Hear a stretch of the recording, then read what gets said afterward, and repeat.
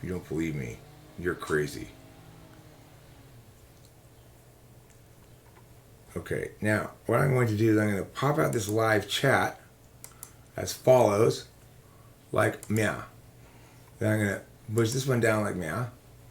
And then you're going to see me like meow with a meow. There I am. See? I still exist. You thought I had died. I didn't. I still exist. I'm still right here. Just because I changed streaming methodology doesn't mean I'm dead. That's silly talk.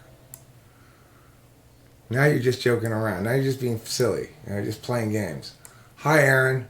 Long live Eric. Yeah, I agree. I hope I live a long time. I hope you live a long time too, Aaron. Long live Aaron as well. Running Fox, also long life for you, please. Rafael. I'm very intimidated with the title of the stream. You know, Eric. Um, What does it say? it has You be the typer. Rafael on the hot seat. Oh, the hot seat. Oh yeah, right. Well, Yeah. that's just a Just figure of want, speech. just want to add that in, just real quick. Okay, that's just a figure of speech. So, if anybody is here has any questions for Raphael, I would really like to ask the questions that other people have rather than me asking my questions.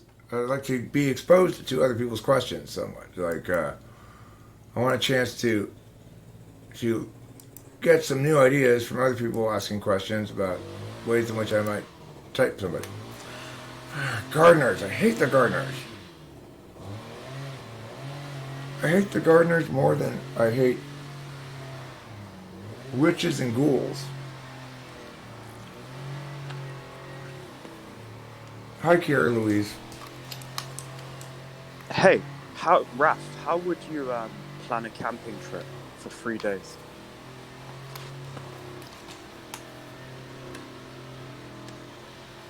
Very quietly. Just give me 5 minutes. I'm gonna make my coffee and then I start the Okay, conversation. yeah, sure. When you're ready to go, let us know, okay? Just give Yeah, us. All right, cool. Well, you answer your own question, Kiera Louise. How would you answer that question? There's actually two of us here. Which one of us? There's Aaron and Kira. Long live Eric. Long live Eric. No, Kiera is the only one in the room that I can hear. I can't hear Aaron. We live together. Oh, you guys live We're both together. here. Oh, okay. I see. I'm sorry. I thought you were saying that because Aaron was in the chat that he was in this room too. But you mean you're actually in the same physical room and space? Right. Right. Okay, I got you. All right, cool. So I just did plan a 3-day camping trip. I'd find a location I'd want to go to. I'd do a meal prep. I'd do like a list of things that we need to bring with us. And I'd then probably pack my bag 3 or 4 different times to see how I want to arrange everything.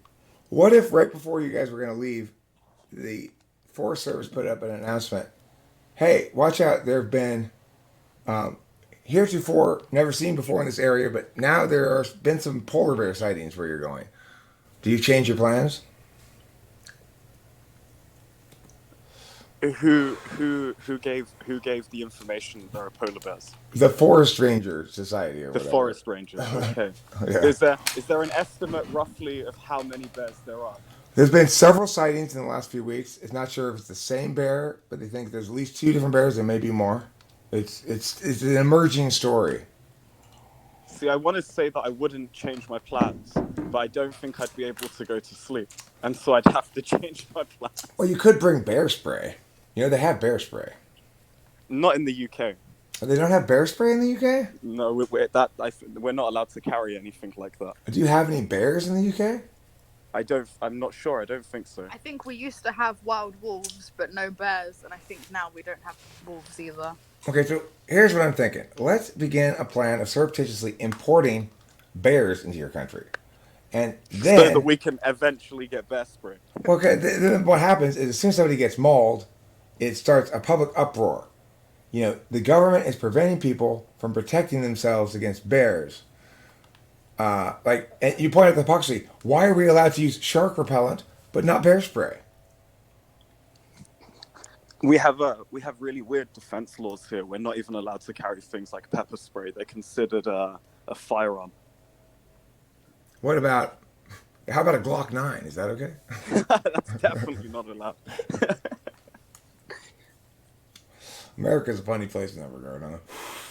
When I went to Kansas and visited with Taylor, he's like, here in Kansas, we don't have any concealed carry laws. I'm like, really? He's like, yeah, you want to stick this 9 millimeter in your waistband when we go to Walmart? But like theoretically, if we have polar bears, let's just pretend I could have like a Glock or some bear mace. If I could have one of those items, I probably wouldn't change my plans. But what if you were only afforded one medieval weapon? It could be a sword, could be a crossbow, could be a longbow, could be a halberd. Was that going to make you feel safe enough? No, I'm not. I'm probably not gonna go. Do you think you can take down a polar bear with a halberd? If you had a halberd and a polar bear was trying to get to you, could you keep it away from you with a halberd?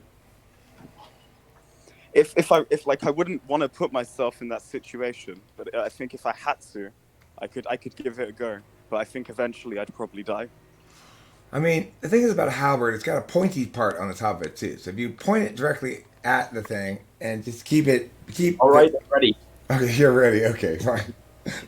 Never mind. We just got our conversation about polar bears is actually not very important. So we'll just segue from that into this typing session in which everybody in the world, the whole internet, is going to help me ask questions of Rafael so that I don't have to. People in chat, yeah. five yeah. people. Yeah, that's the only way they can get the question to me, really, is either be in this room here or write it in the chat. So, can you please ask your camping question again, Aaron? Okay. How would you plan a camping trip? So I thought about this like right now, and I came up with a bunch of things. But I think first of all, I would watch a lot of Bear Grylls videos, or some survival guides and stuff like that, just to know a bunch of stuff, just in case. And then I would just go there with a bunch of money in a van to the general area, and then just enjoy nature, whatever. Would you go fishing, maybe? Would you ever go camping with a plan that you weren't going to bring a lighter? You were going to start a fire with a stick, 2 sticks, rubbing sticks together? I would bring the lighter just in case if it's really cold in the area or I really need the fire. But if not, I would probably try to do it with the sticks, and sounds fun.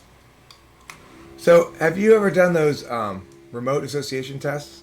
Somebody linked it to it in the chat. Yesterday somebody did it, and I tried, and I miserably failed because I don't know a lot of words in English. Right, the English thing, yeah.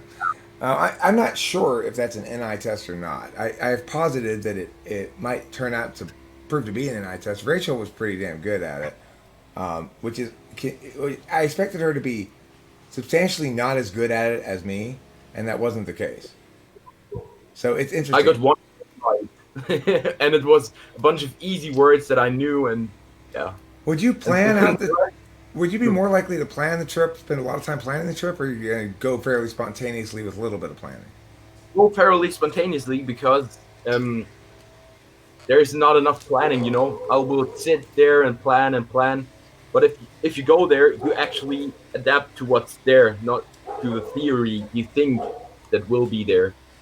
To answer your question mark, I'm prioritizing any questions that people type into the chat. Those are going to be asked first. If there aren't any questions in the chat, then I'll fill in the gaps with some random shit, But my hope is that I can take off this typing session with coming up with questions and directing the course of the session, and let that be driven by everybody else's questions, so everybody can test them as they see fit. In the interim, waiting for a question to happen. Which value do you prioritize more when they conflict? Oh, he's disconnected. He's disconnected, like I'm erected out of Lincoln logs and building blocks and legacy. Are you back, Rafael? Are you back and better than ever? Sorry, my. That's okay. Peace down. Which value do you prioritize when they conflict? Justice or novelty?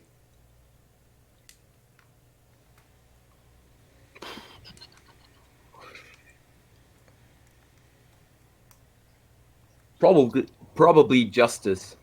Okay. Because if I prioritize novelty, then it might add something important, but if it's not used like in a good way, or if it's based on a bad thing, then it hasn't got any value, even though it might be very useful. All right. So define justice.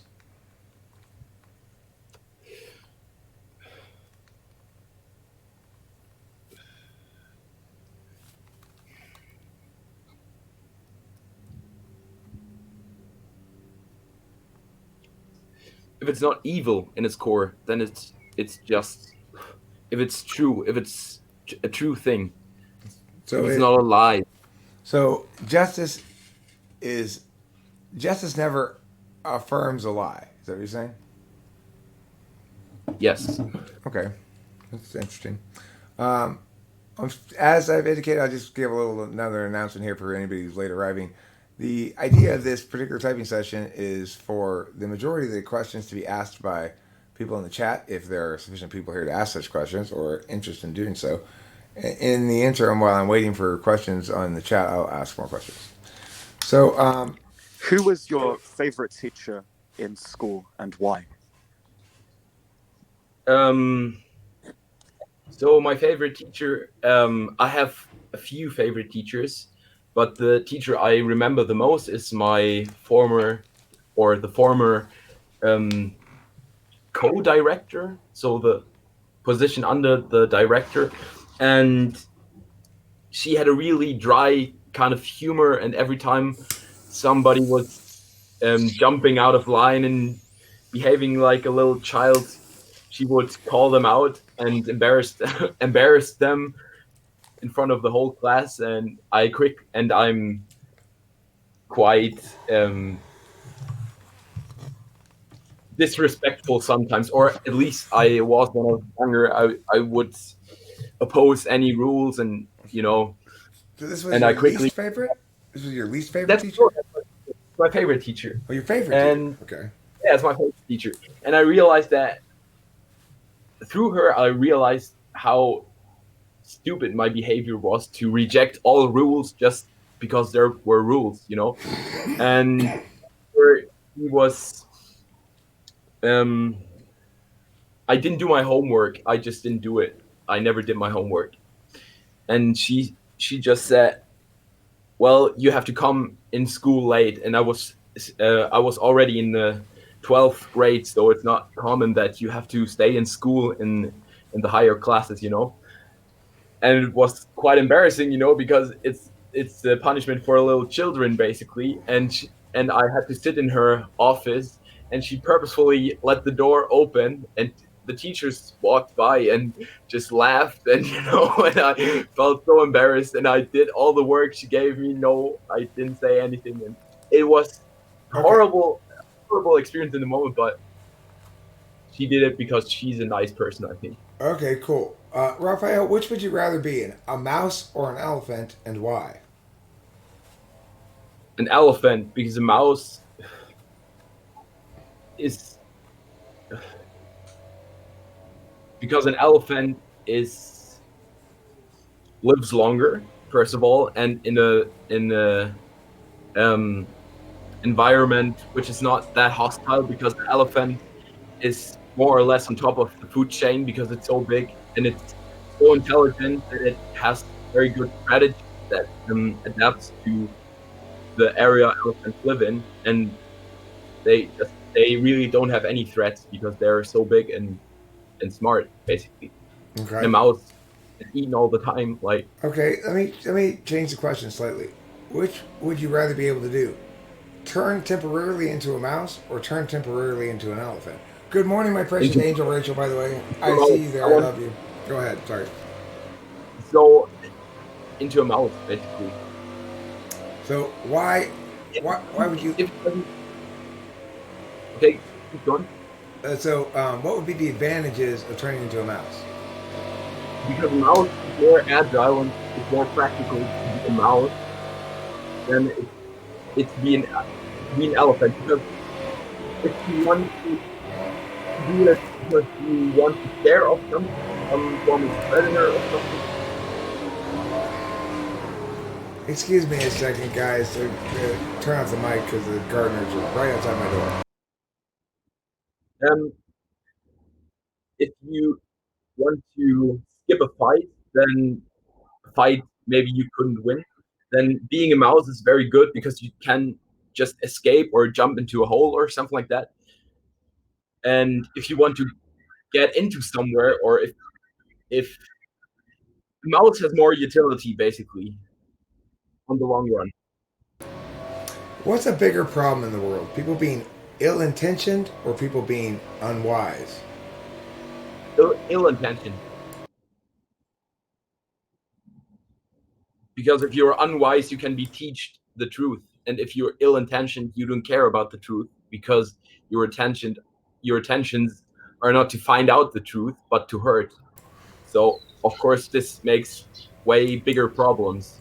Okay, well, I mean, I would agree with you that that wickedness is, from an individual's perspective, wickedness is more of a problem. But what would you say to somebody who argued that, in fact, the most of the evils in the world are better laid at the feet of stupidity than of bad intentions? That the road to hell is paved with good intentions. I don't think so. I don't think so. Okay. Um, and I will do my announcement again for anybody who just got here. For anybody who's in the chat, watching the stream, or whatever, feel free to ask any questions. I'll read them out loud. Rachel asks, Rafael, what do you think of fancy parties where you have to get dressed up?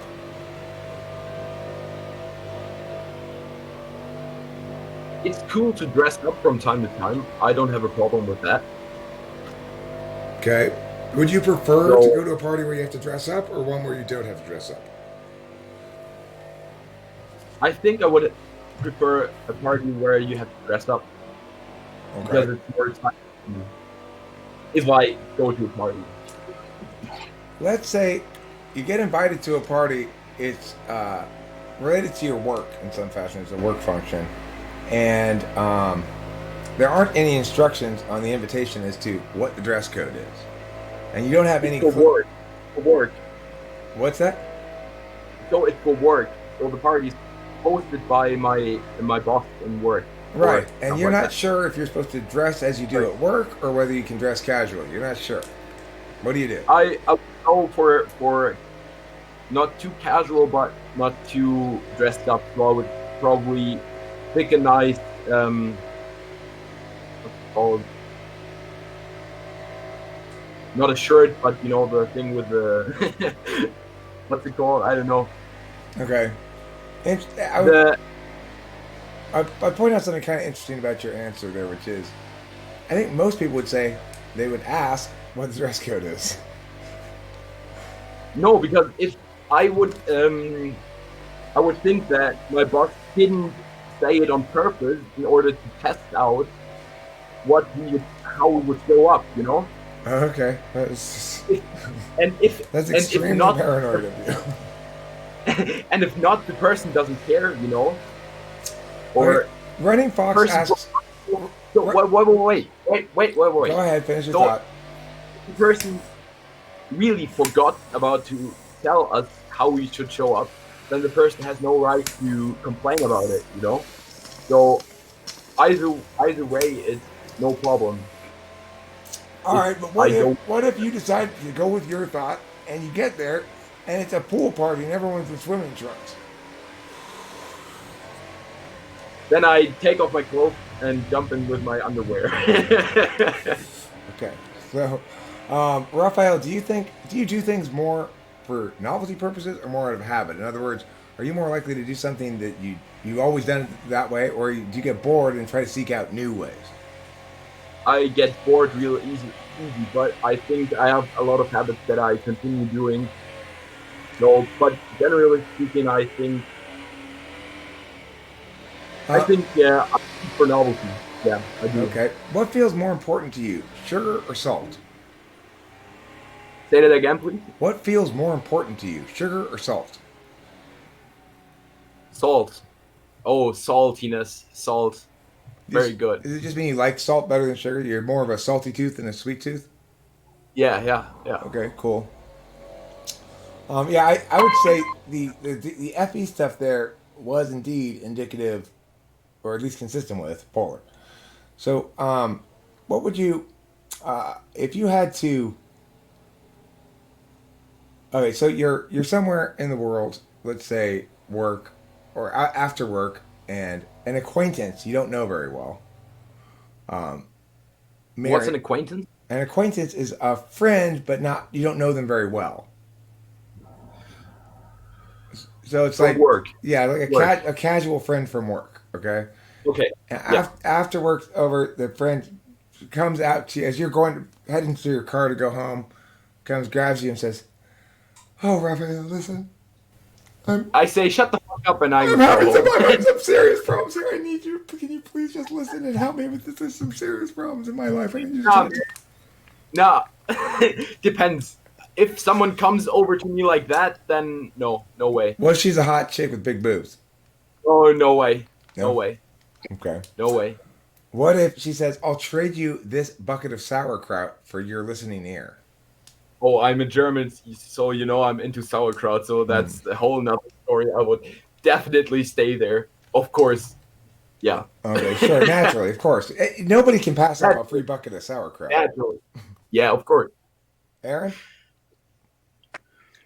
If you were famous, would you let people put you ahead in lines or give you parking spaces that they were about to Definitely. take?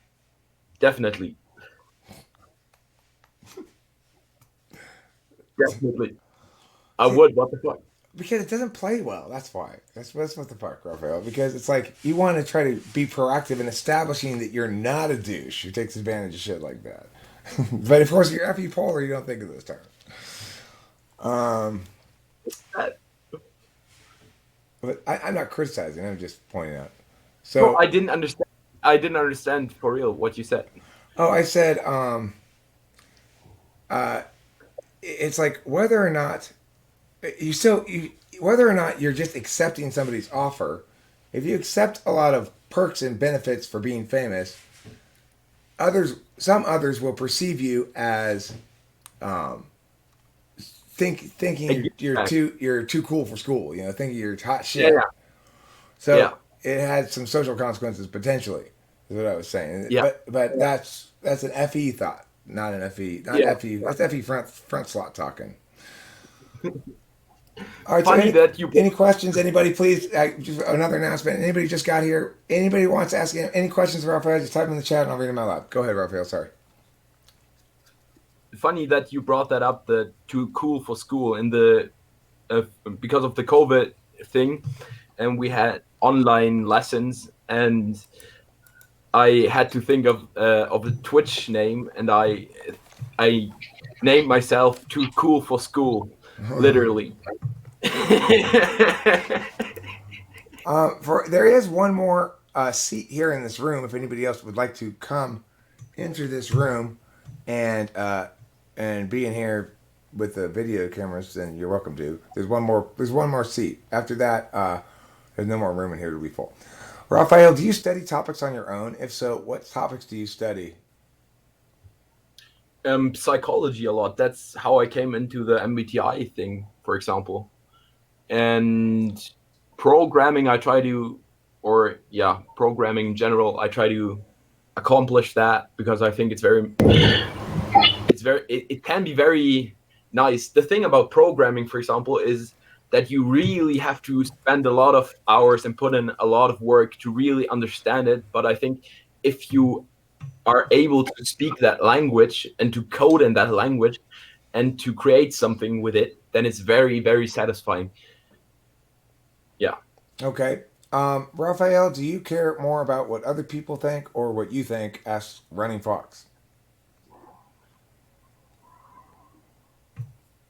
My first instinct would be to care about what other people think, to be honest. But if I realize that what other people think is not the truth, or when I realize they have bad intentions, I don't care about those people anymore. So generally speaking, my first instinct is to care about what other people think. Okay. But if that doesn't work, or if that is not the truth, then I'll stick with myself. Raphael, do you like to get your hands dirty fixing things? Are you handsy? Asked Lawnmower. I like to do it. I'm not very good at it because yeah, I'm okay, I guess, but I like to do it. Okay. Um, do you have My hands dirty. do you have guard? Do you have like do you live in a house or an apartment? I have a house. Okay. Do you have a lawn like grass that it has to be cut? Yeah, I Okay. have garden. All right. Big So garden. let's say you had to hire gardeners to tend to your garden, and you were in charge of making sure that the gardening job got done well by the gardeners, and that you hired the right gardeners. What would you need to say or find out from the gardeners to determine if they're the right gardeners to hire, or what would you need to tell them to make sure they did the job right? Just a second, please.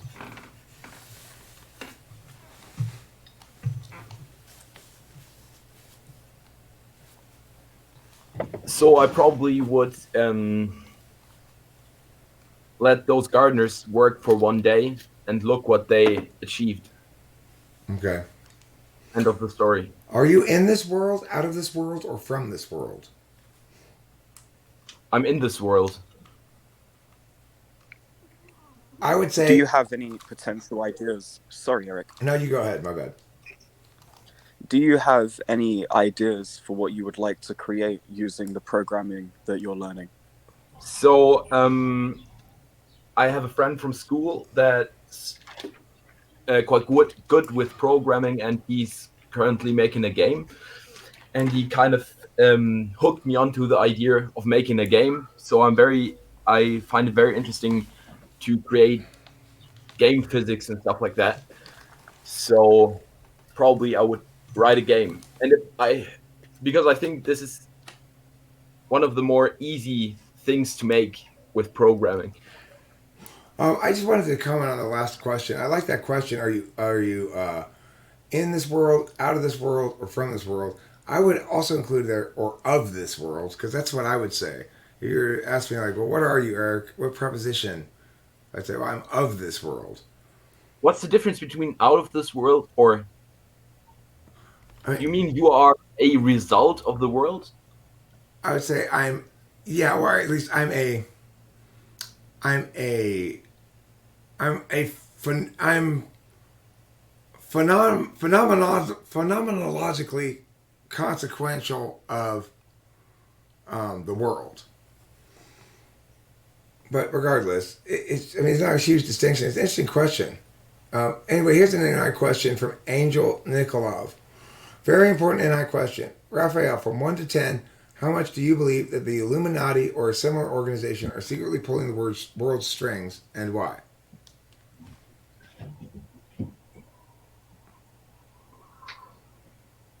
I don't think there's such an organization, or maybe there is an organization that's called the Illuminatis, but I don't think, like in the sense that they are evil and they have a certain goal they want to achieve. But I think there are some people that are really, really successful in what they're doing, and therefore really powerful, and they influence the world because they can, And I think, yeah. All right. Do you know Are you familiar with the word hunch? Do you know what the word hunch means? No, I don't. It's a hunch. It's like I've got a hunch that that this horse is going to win today. It's like A gut feeling. yeah, gut feeling, right? Okay. So all right. So here I'm going to read this question, Raphael. Do you ever just have a hunch or gut feeling of knowing something without an explanation? And when that occurs, do you accept your hunch as true or do you question it? So it depends. Yeah, I have a hunch, but I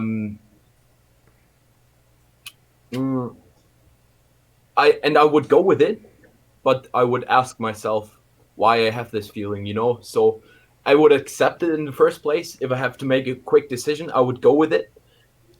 for example, with betting on a horse. But afterwards, I would try to figure out why is it that why did I believe this as true? Okay, let's say I were to ask you to draw a picture of a model that doesn't inherently have any correct picture to it. For example, if I were to say, I want you to draw a visual representation of the cognitive functions directionally relating to the 4 different fields. Would you have a clear understanding of what that image would look like before you? Yeah, kind of. Yeah. Okay. So the ego would be like the most clear of those figures. The shadow would be like murking in the dark, but not evil. Then what is it called? The subconscious would be like the beta version, and the fourth field would be like the Super Saiyan Okay. Naruto. It's in his demon form, kind of thing. How often do you get startled or snuck up upon? Like somebody goes, Rafael, you go, ah! Oh, jeez, I didn't see you there. How often does that happen? Sometimes. Okay. Not a lot of times. Sometimes. Would you drink your coffee or tea with a scoop of salt ever?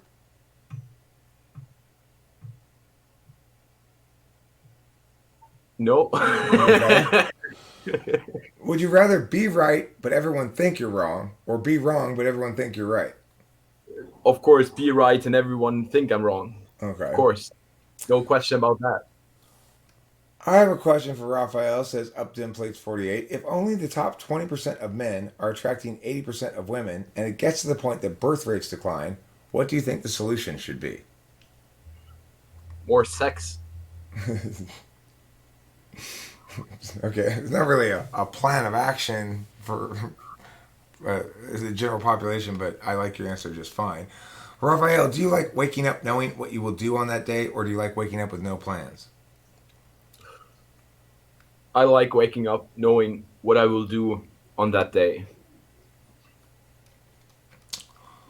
Would Generally, yeah. would you rather have a duck the size of a horse or a horse the size of a duck? A horse the size of a duck. Me too. Just imagine the horse running in your room, and That'd be great, right? A little horse like that, that'd be great. that would be great. But why can't we see? This is proof that evolution is not responsible for speciation. If things were infinitely plastic like that, then we'd be able to make little teeny horses like that. We can't make them that small. We can only make like Shetland ponies, or the smallest horses we can get. Now, Right now, I think we never will be able to get them too far down that way, because at that point they're no longer the same species. I think they would sell very good. Those little horses, I think this would be the new thing. Everybody would have a horse like that. All right, so Rafael, all we got to do, you and me, put our heads together, invent a way to make little horses, and we're golden. Let's see. Can I ride the duck? What does your asked perfect Inferno. weekend look like? What? Say that again, please. I apologize. What does your perfect weekend look like?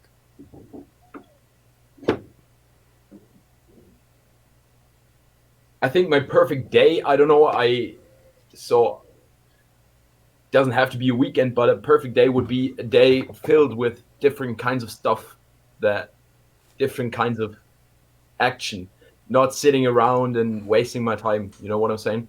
So this would apply to my weekend, but to any other day of the week as well. Okay, Rafael, is that an image of I have a peyote on your follow-up cup? question. Oh, go Yeah, ahead. follow Sorry. Go ahead. Sorry. Follow up. Go ahead. Follow up. What would you consider wasting your time?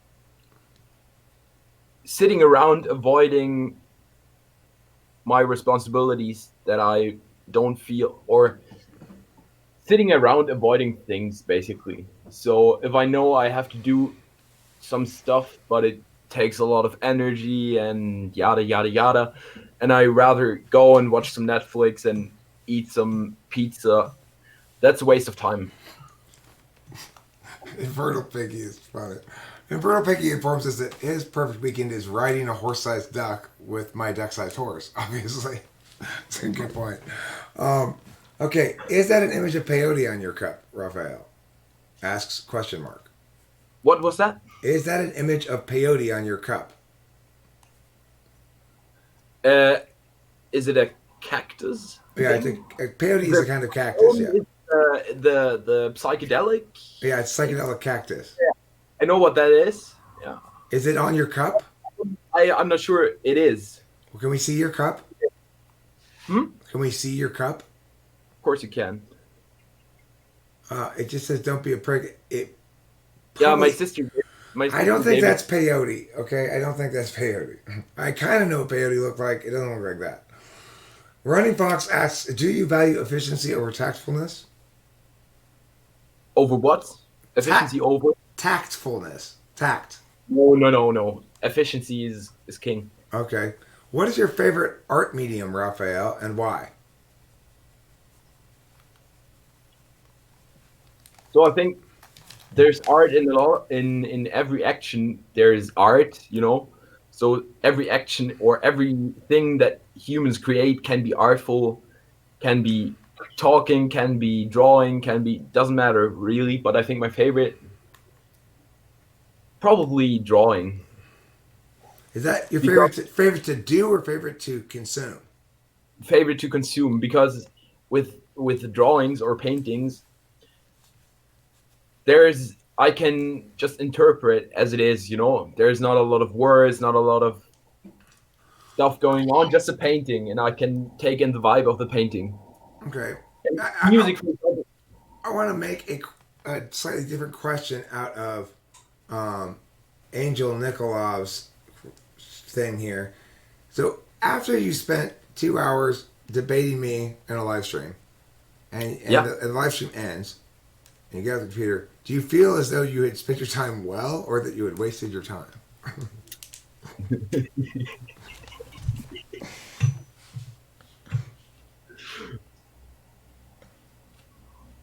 Depends on the conversation, I guess. Mm-hmm. Question mark. He said it was a present. Who's the cup of present from again? Ask me in 2 hours. Okay, I will. Who's the cup of present from? What? The cup? The cactus cup. It's a present, right? Yeah, it's from my sister, and I'll use it all the time to drink out of it, you know, because it was kind of a prank gift, I think, and I use it all the time. It's my favorite cup. Don't be a prick. Great. If a friend of yours, a close friend, said, "Listen, I got a secret to tell you. You can't tell anybody, okay? Listen. Yeah, I see it. I'm collecting plague rats. I currently have a whole colony of plague rats infected by the bubonic plague. I'm keeping them down in my basement. What would you do?" Tell him that he's a crazy motherfucker, and that's stupid. Listen, Rafael, I'm not going to let him go. I'm not releasing him down the population. I have it's a vision. It's an art, a piece of art I'm doing. I would ask him how safe he keeps it. If he has biohazard, like if he has airlock and kind of a super basement for millions of dollars, and have had safety measures beyond belief, then Rafael, listen. I am very consistent about keeping that door closed. So, yeah. No, so it's not just a door; it's a triple airlock. No, it's just a door. But the rats have to escape to hurt anybody. Airlock, Eric. You got that wrong. So if that is the case, then I would say, well, okay, that's cool. Do it, man. Just for the record, Curious Kyra, I am like 100% sure Rachel accidentally removed your comment, since it just said you just were musing about the definition of good art and stuff like that. Nothing at all remotely problematic with that. So I'm assuming Rachel did that by accident. Okay. So, Brownie Fox asks, Raphael, if someone you knew was having a problem, would you try to fix it for them or let them fix it yourself? That's a really 16 personality type question from the site. I think, I think I try to solve it for them, or at least show them what's the problem, because yeah, because if my friend comes to me and complains about stuff, and I say the truth about the matter he's complaining about, and he keeps rejecting it, then I just say nothing about it. You know, either I say what I think about it, or I say nothing. Have you ever stood behind somebody and given them verbal instructions as to how to do something on the computer? Yeah, my dad all the time. Okay. All, Is that a process that you find frustrating, or are you able to do it yeah, pretty comfortably? it's really frustrating, but I do it, because yeah, it's kind of frustrating this particular case because my dad is like, for him, it's like ungraspable what a computer is, and I understand, and I don't care. I don't complain, but I find it frustrating. But I keep it to myself.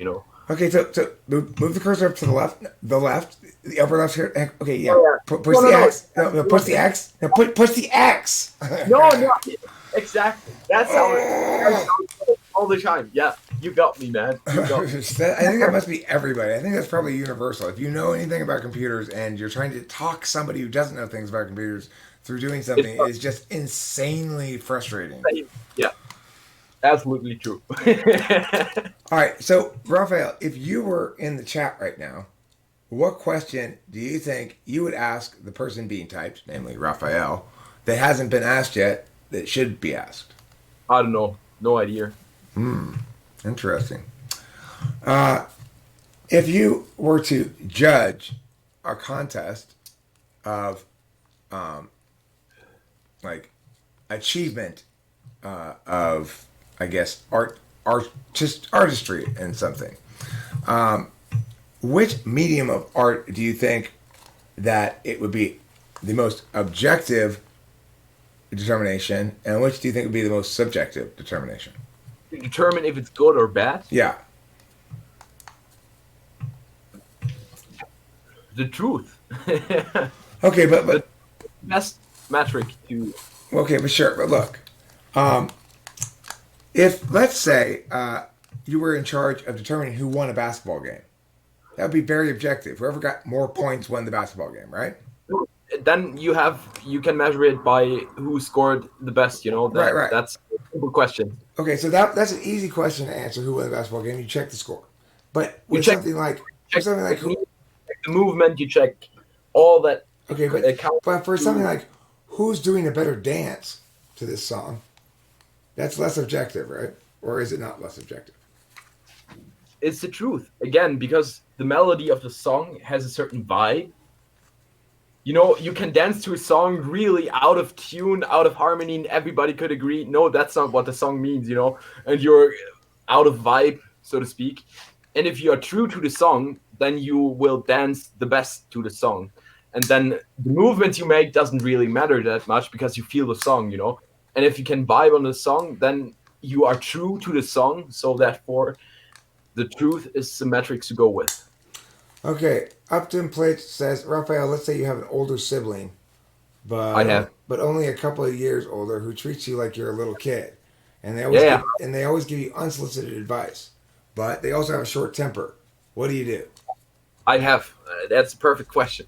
I listen to the person, maybe the advice has some truth in it, and I'll listen again and again and again, no matter how often I figured the person's just stupid. And if not, if the person's advice has no truth in it, and the person's just screaming around and stuff like that, then I'm just chill. I don't care. Okay. Running Fox, I'm sorry, Raphael asks, are you a half brother? Yeah. What do you mean by that? So do I have same dad, different mom? Yeah, I have a real blood sister, and I have a. No, that's not right to say. I have a half sister and a real sister. Okay, cool. Hi, Sean. Hi, Sean. Hello. So George Moores says, my first impression is ENTJ.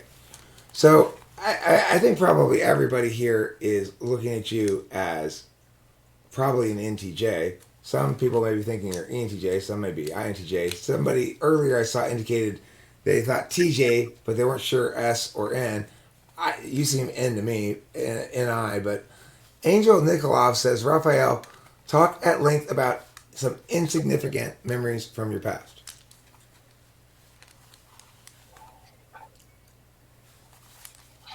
Why would you do that to me? uh,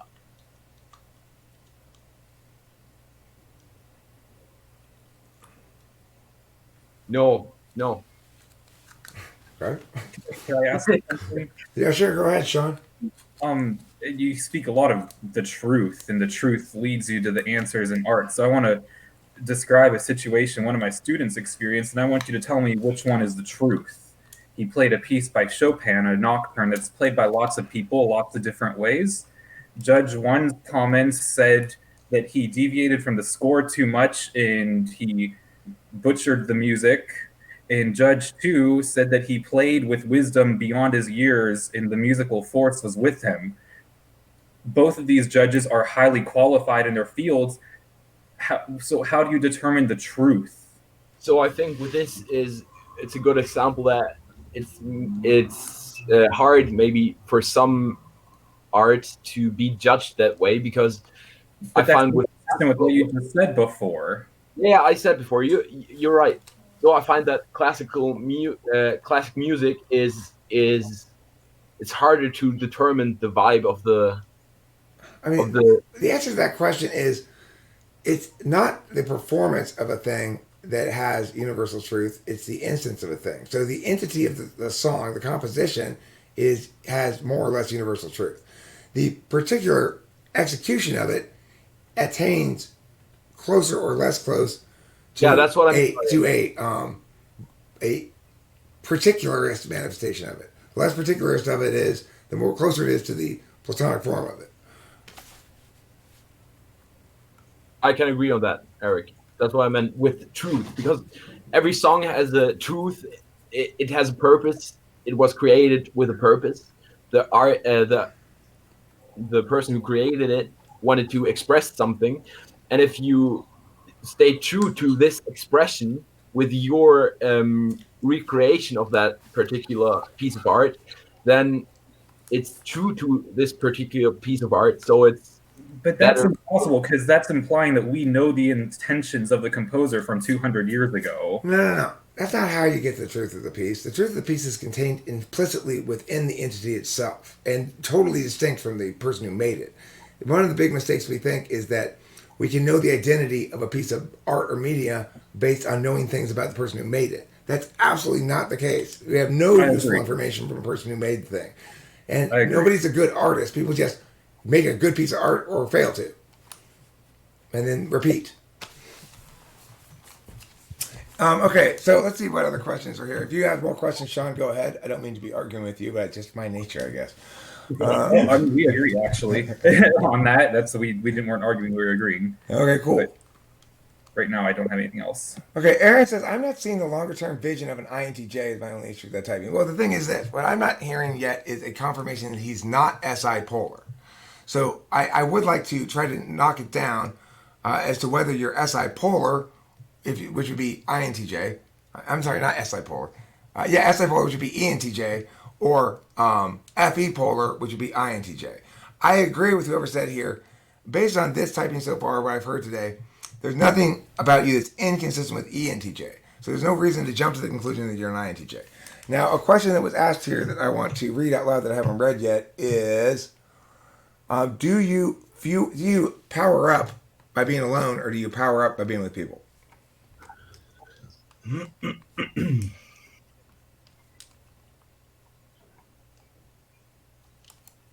I guess I power up by being with people. Okay.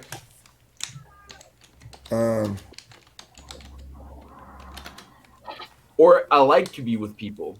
I don't know if I power up. I think I expand a lot of power when I'm with people, but that's not necessarily a bad thing to me. So, yeah. What did you do first this morning? Did you pee or smoke a cigarette? Smoke a cigarette. Pee? Which did you do first, pee or smoke a cigarette? Cigarette. Oh, you smoked a cigarette first. Do you remember that, or do you know that from some way other than remembering? What was that again? Sorry.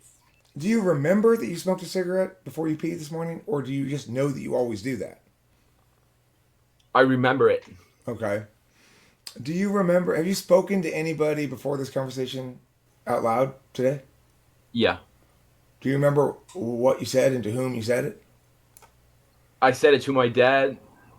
I said, "Good morning, Dad," where he was in the clinic today and had some things to do, and I asked him how it went, and yeah, I remember all of this stuff. Okay. I said, I mean, so, and do you? Is there anybody with whom you have conflict via text occasionally? Like, they Yeah. text you. Okay. Who is the person that you have conflict with occasionally via text? my ex-girlfriend, Okay. for example. Yeah. So, what was the source of your conflict with her over text? She being not, uh, she being not very clear about her. So I asked her something, and she said, "Didn't you remember I said this and that?" And she didn't. And then I said, "You didn't." And then she said, "Well, now I do." And yeah, I said, "Okay, fine." Okay. That's very specific. So, you had, did you have other arguments about the same thing, her not remembering shit? Or is it just Yeah, one? a lot of times people just say they said something, this and that, and a lot of times I have no proof. But with text, it's nice because you have proof. You can say, "Well, you never said that. There's no Okay. text." Yeah, and That's I it. have a lot. Yeah. All right, Raphael, someone just saved you from a dire situation without you asking for it. From 0 to 10, how much would you feel obliged in debt to that person? What is the question again? All right, so somebody has basically saved you from almost dying. You were in a dire situation, but you didn't Yeah. ask to be saved. You were struggling against this dire situation, and all of a sudden, somebody came out of the blue and saved you and pulled you out of the situation. It depends on how much I like or trust this person. Okay, so if they definitely saved your life, but you don't like and you don't trust them, then you won't feel obliged to them. Nah, maybe not. Okay. Yeah, I wouldn't complain. I think. Now, flip it. This time, you're the stranger saving somebody in a dire situation that they didn't ask for your help, though. Um, how much do you feel like you deserve something in reward from them? Nothing in reward. The person can say, "I hate you for all times for doing that," or say, "Thank you very much. I don't care." Okay. How often do you forget to brush your teeth? Or how often do you brush your teeth? Uh, I forget about it a lot of times. Okay. To be honest. Um, so, okay. If,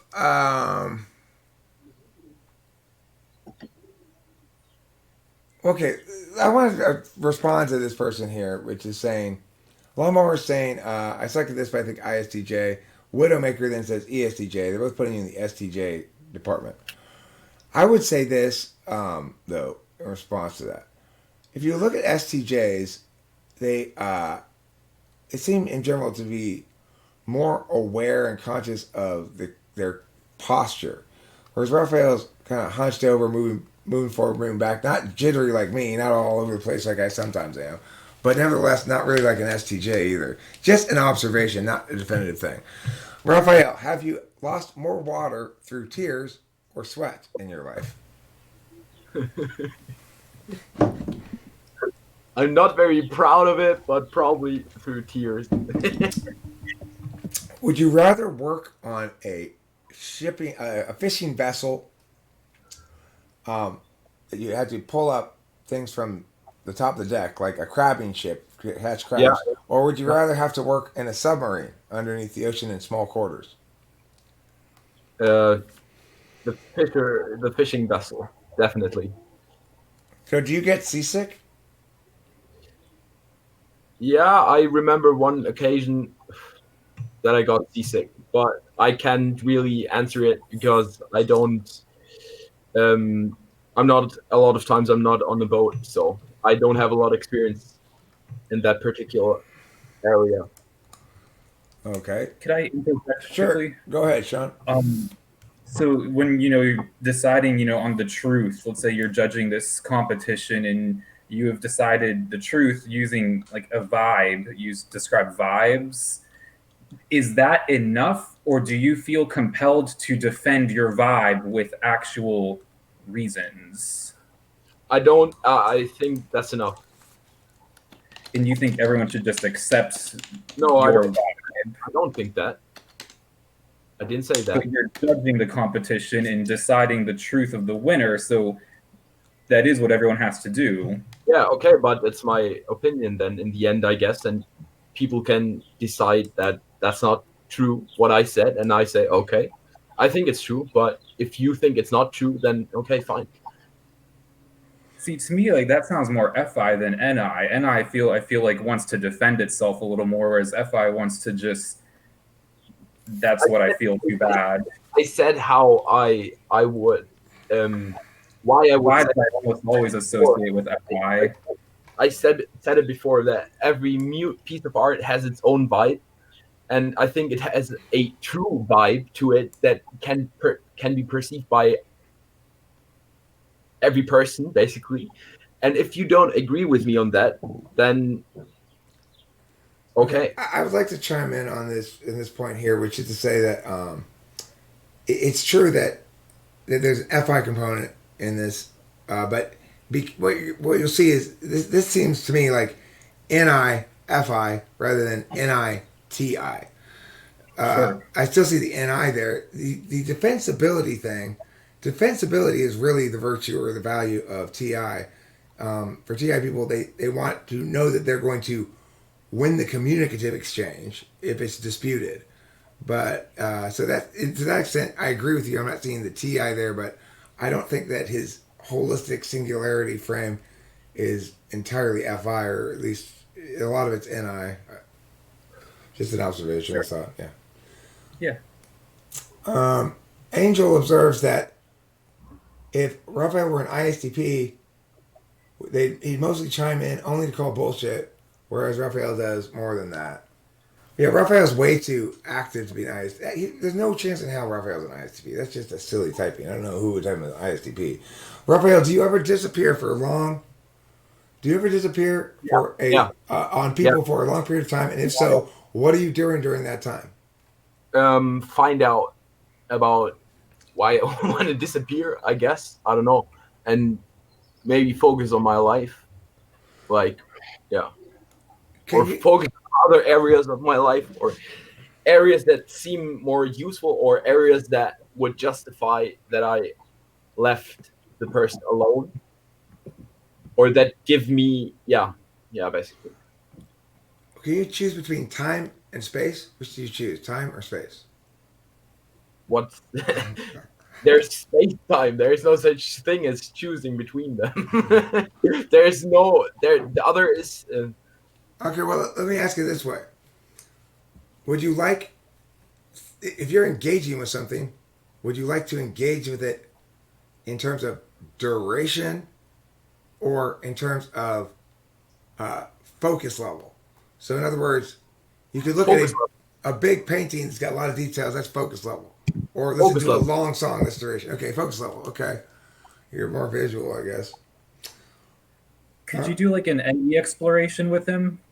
Sure. So why don't we play Invention Time? I have a new invention. It's called the combination eyeglasses / power washer. Okay, it's a power washing machine that has eyeglasses attached to it in such a way that when you put on the eyeglasses, the power washer is held perfectly in your hand so you can see where you're washing. Why would you? Okay, yeah. All right, that's my new invention. I can't think of a good name for it though. I need you to help me come up with a good marketing name. The glass cleaner. The glass cleaner. Okay. Yeah. That's a good one. What's another one? the useless piece of machinery. I'm not gonna sell any. I'm not gonna sell any glasses power washers. What else? Give me some more creative names.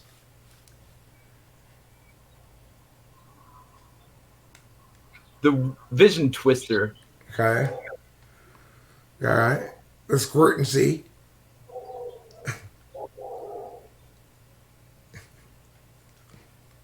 Yeah, I think that's enough. 3 good names.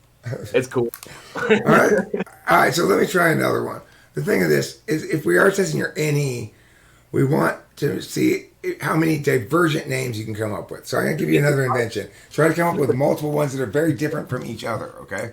Here's the invention. It's a combination cement mixer and painting easel. So What's a paint easel? What's that? it's a thing that it's like a canvas. You put your canvas on it and then you paint there. It's the roller thing. No, it's for painting paintings, like with little brushes. So easels are for art paintings. They're just basically they're like this. They stand like a triangle, and you lean your painting part that you're painting right here, and you paint on it. Yeah, I see. So it's a combination cement mixer and easel, so that you can make your paintings while you're mixing cement.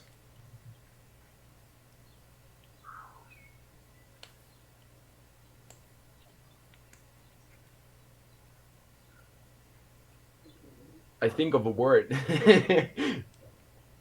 The hard art.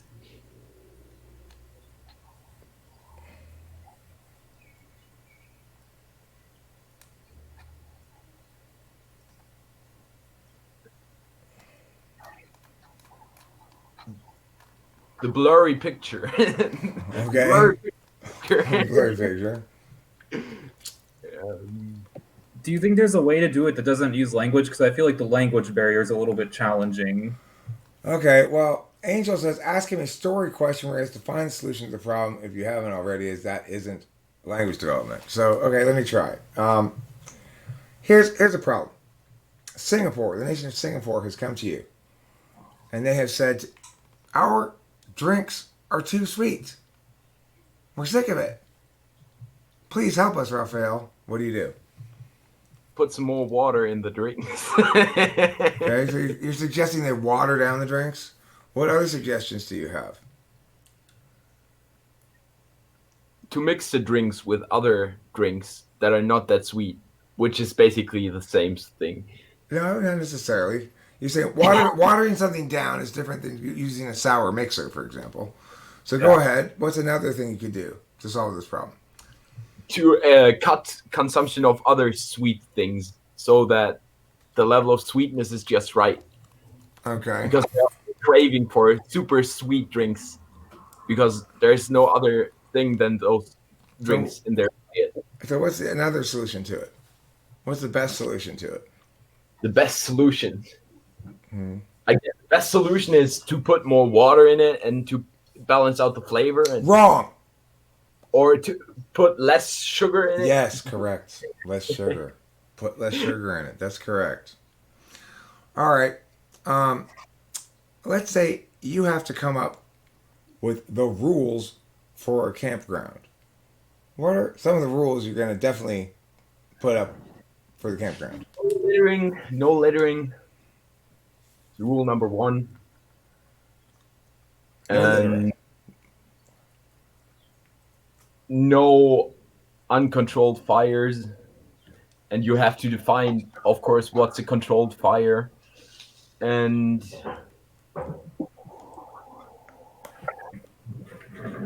basically that's it. No littering, no uncontrolled fires.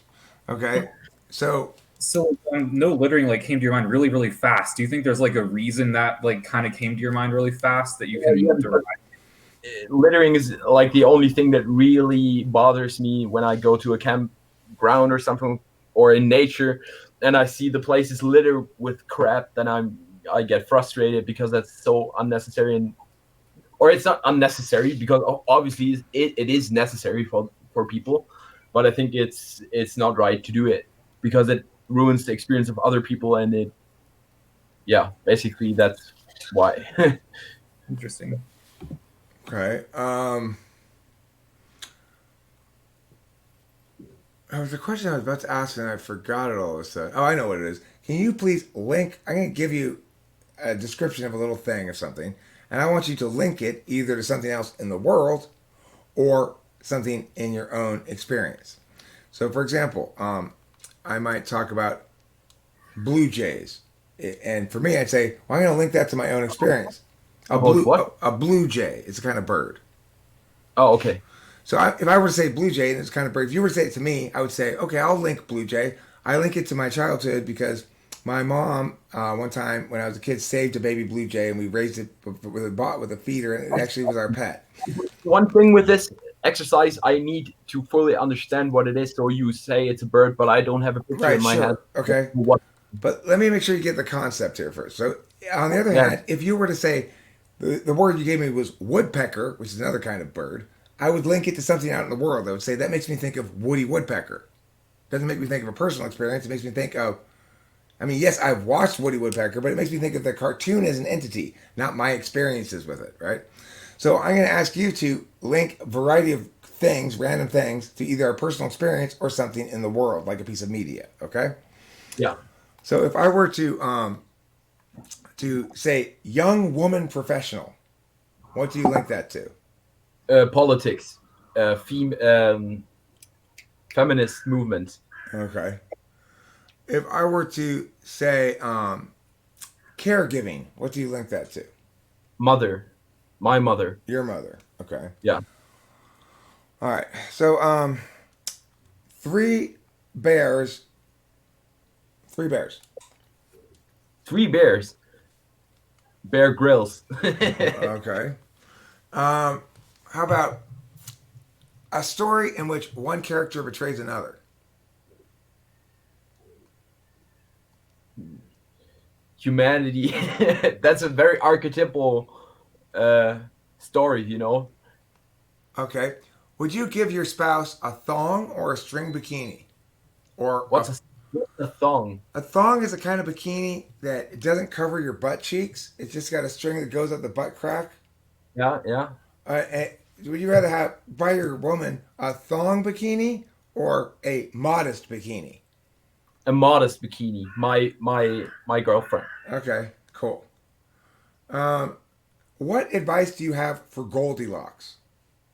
What's Goldilocks? Have you ever heard the story of Goldilocks and the Three Bears? No. Okay, well, The meme thing.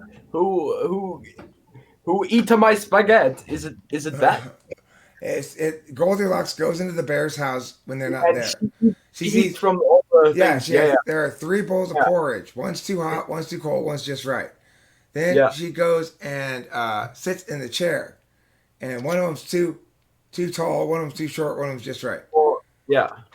And then she goes to sleep in the bed. One of them's too hard, one of them's too soft, one of them's just right.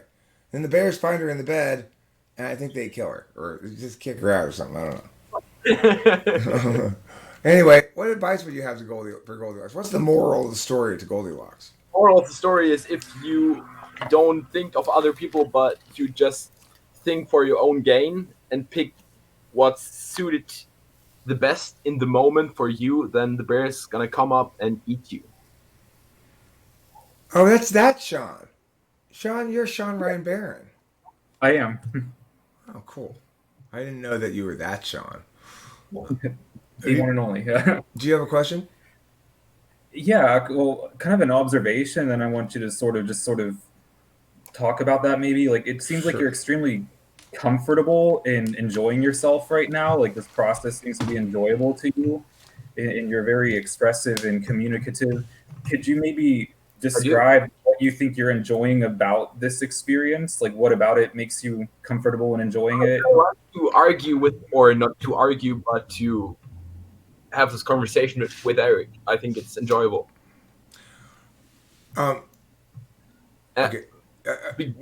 Do you have a utility frame for it? Like one of the main reasons I like it is because it's providing additional certainty regarding my type, or is it just like I like having the attention on me, or it's a fun, interesting conversation. It's better than my normal activities, which is what it sounds like you're saying.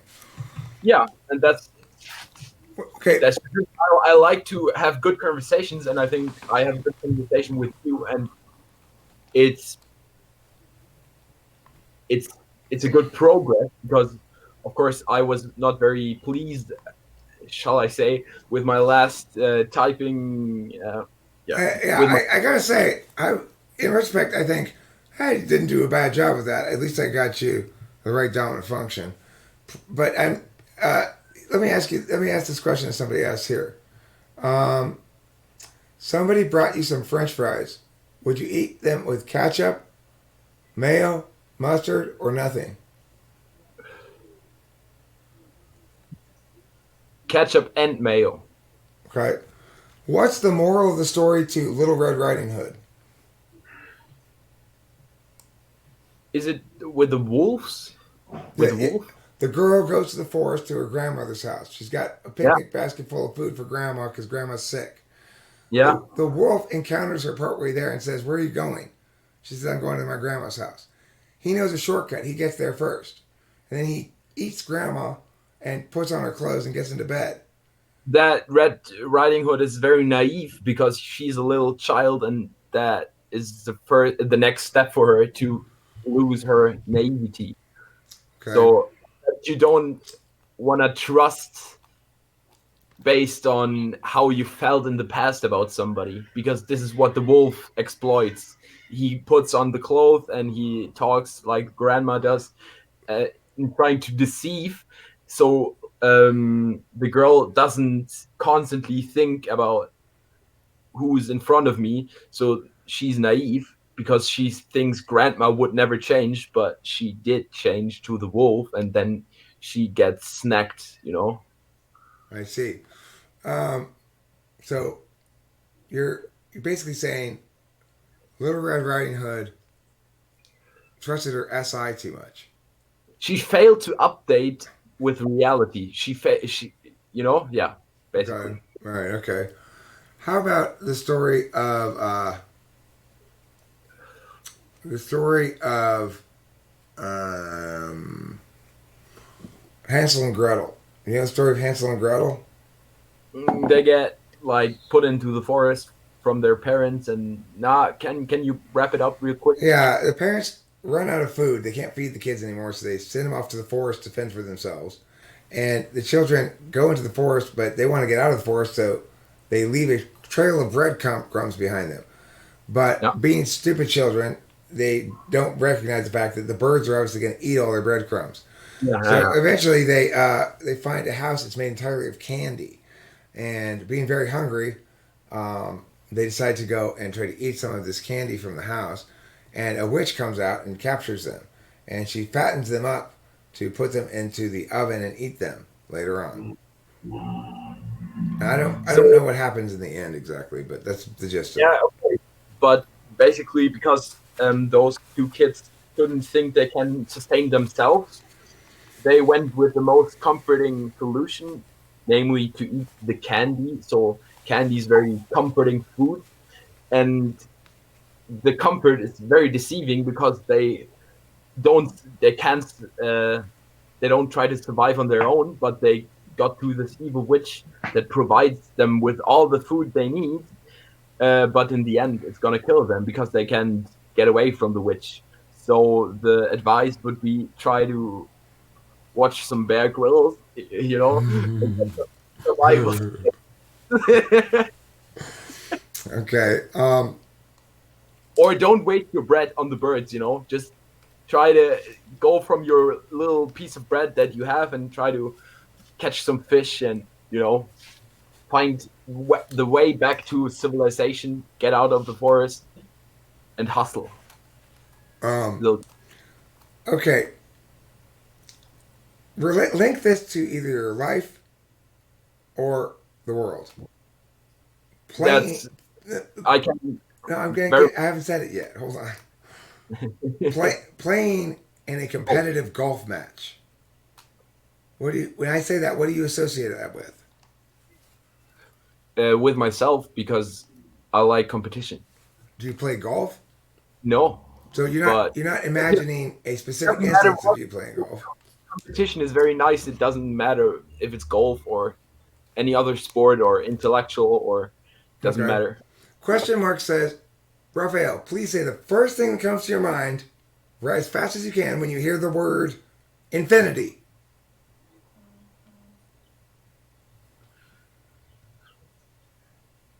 That's a trick question because infinity you can't associate with anything because we have no grasp of infinity. Infinity seems ungraspable. So ungraspable is the first word I would think of. I mean, I think the first thing I think of is shit ton. Yeah. Infinity is very long. Infinity is like a really big shit ton. Okay, that's a that's the thing. You say shit ton, but he's not infinity. any. Sojourner's Moore's. Hold on, I gotta verbally slap Sojourner's Moore's. Sojourner's Moore's. In what wacky backwards ass universe are you imagining Raphael lives in which he could be an ESFJ? There's zero chance this fucker's an ESFJ. What are you thinking about? That's not true, Emma Oztech, that INTJs are emotionless. INTJs are not just non-valuing, but counter-valuing of FE in the same way that ISTJs are. Just as I'm counter-valuing of FI, really, you know? Can we ask him some number-based questions to push his TI as he is not native English? Sure, just write them here or say them yourself or whatever. I will read all the questions out loud. Everyone's always telling me, you should ask more questions like this. I like doing it like this because then you guys ask them, you know? Everyone wants me to ask all the questions. There's no way he's ESFJ. That's nutty, nut bar potato soup. I know what that is. That's a big bowl of nut bar potato soup. Which is gross, in case you didn't know. With a big dollop of gross mayonnaise in it. Rafael, why do you like mayonnaise?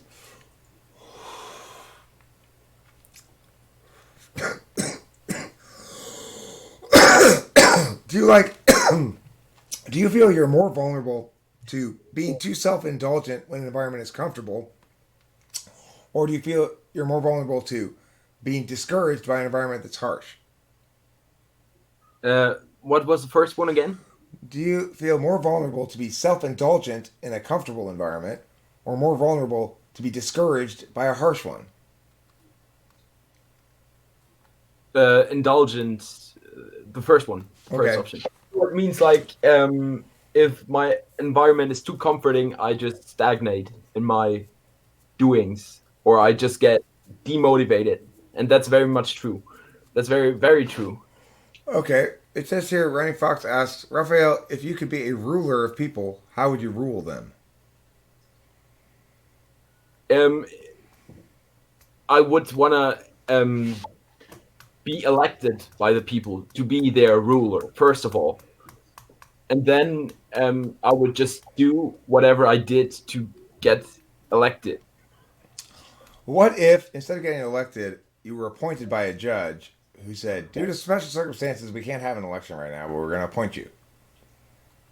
Okay, if I would be the ruler, I would try to listen to a lot of people, or in order to have some sort of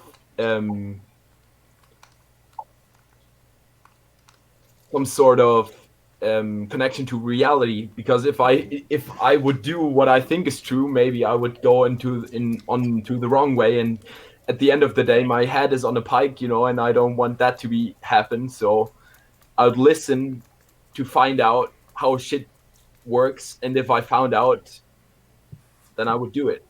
Okay, Raphael, can you see the chat here as well?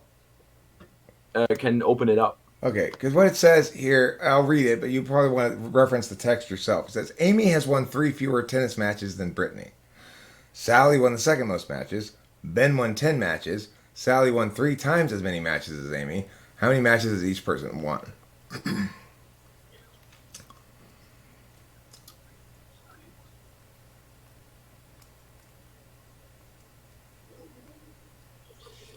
Um,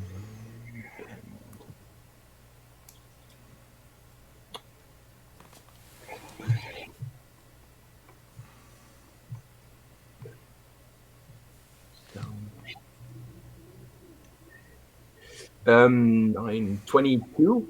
So 3 for Amy. Ah, no, sorry, never mind.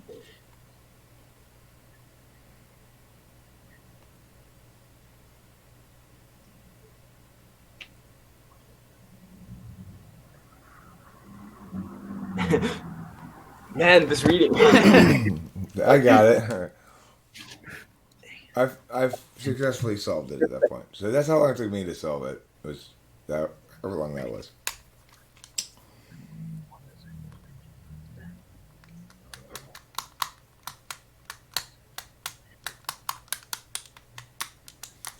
Shush, Eric. Stop making noise. Okay, my bad. I just tapped my lighter. My bad.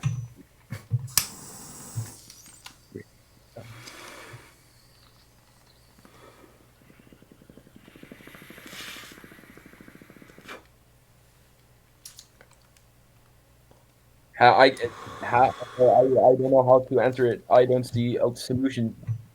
It's Brit. Okay, so Ben's 110. Sally's won second most. She's at 9 because she has 3 times as many as Amy, and therefore Amy has 3. Amy has won 3 fewer tennis matches than Brittany, therefore Brittany has 6. All right.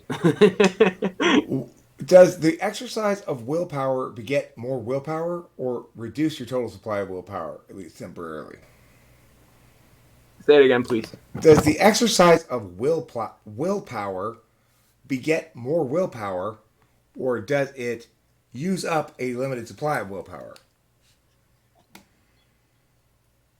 If I'm right about stuff, then I have all the willpower in the world.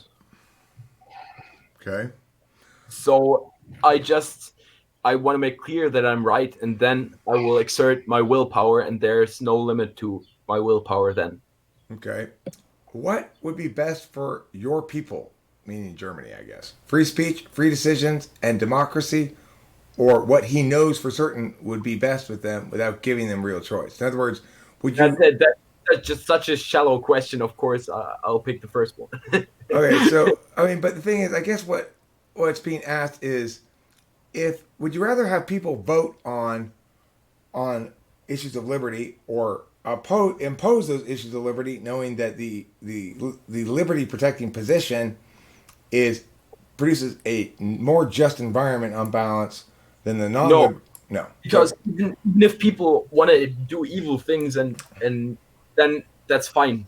People have to have the choice of doing evil or good, because otherwise good has no value in it. Okay.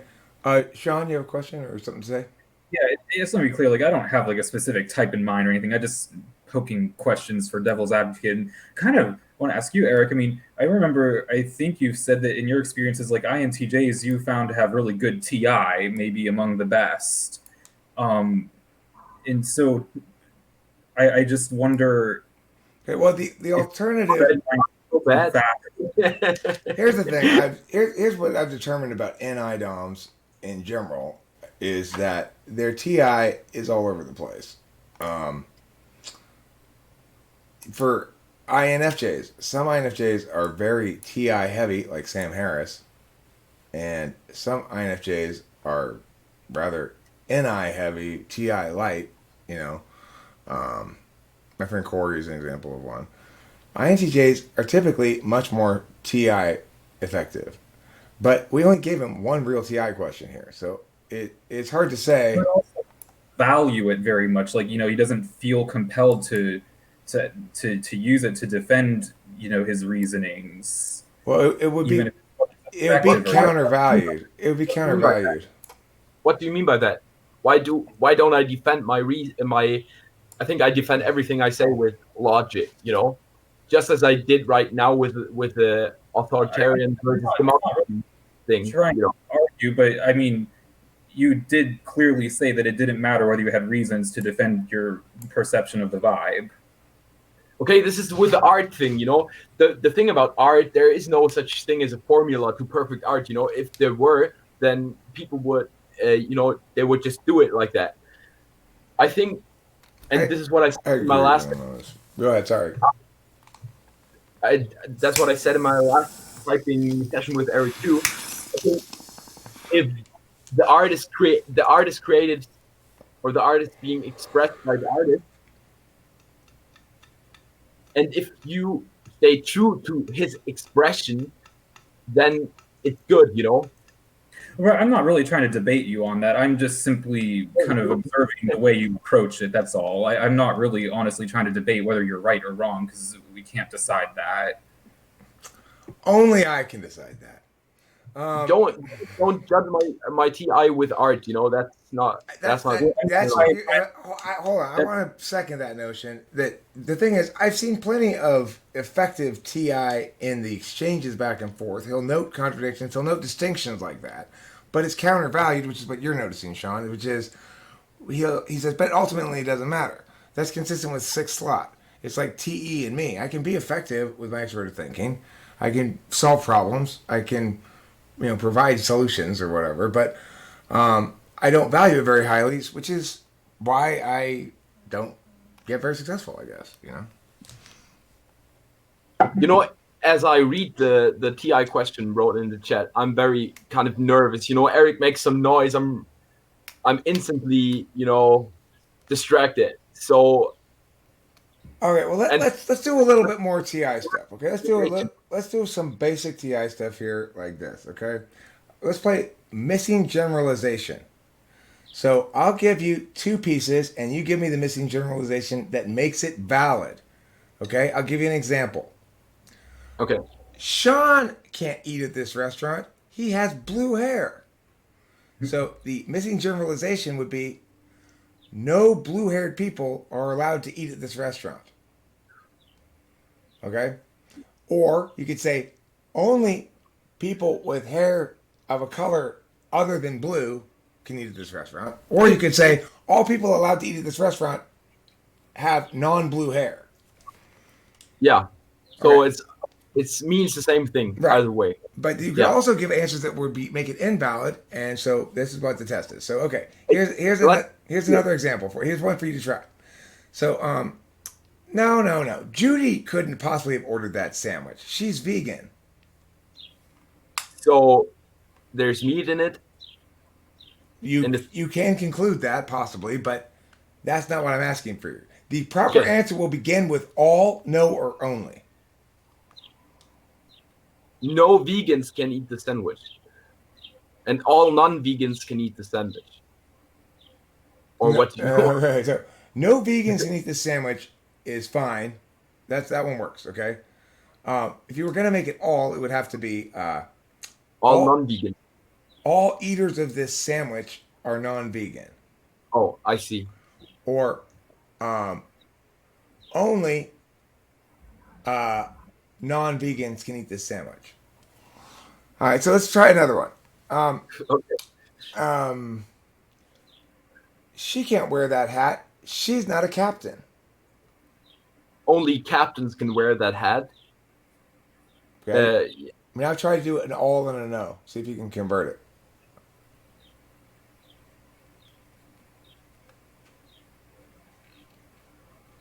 What is missing? All and no. Yeah. So in other words, so far what I've All, heard, all captains wear the hats, and no, no. What? no, Okay. you were right. Only captains can wear that hat is correct. Your first answer was correct as it was last time. When you try to convert it, you have trouble. The conversion is all people wearing that hat must be captains, and no people wearing that hats can be non-captains. All right, so let's give you another one to try. But she must be here by now. She left 2 days ago. So what are those the words again that I have to use? All, none, and All, no, or only. Yeah. and she must be. Fuck, man. So she must be here by now. She left her house 2 days ago.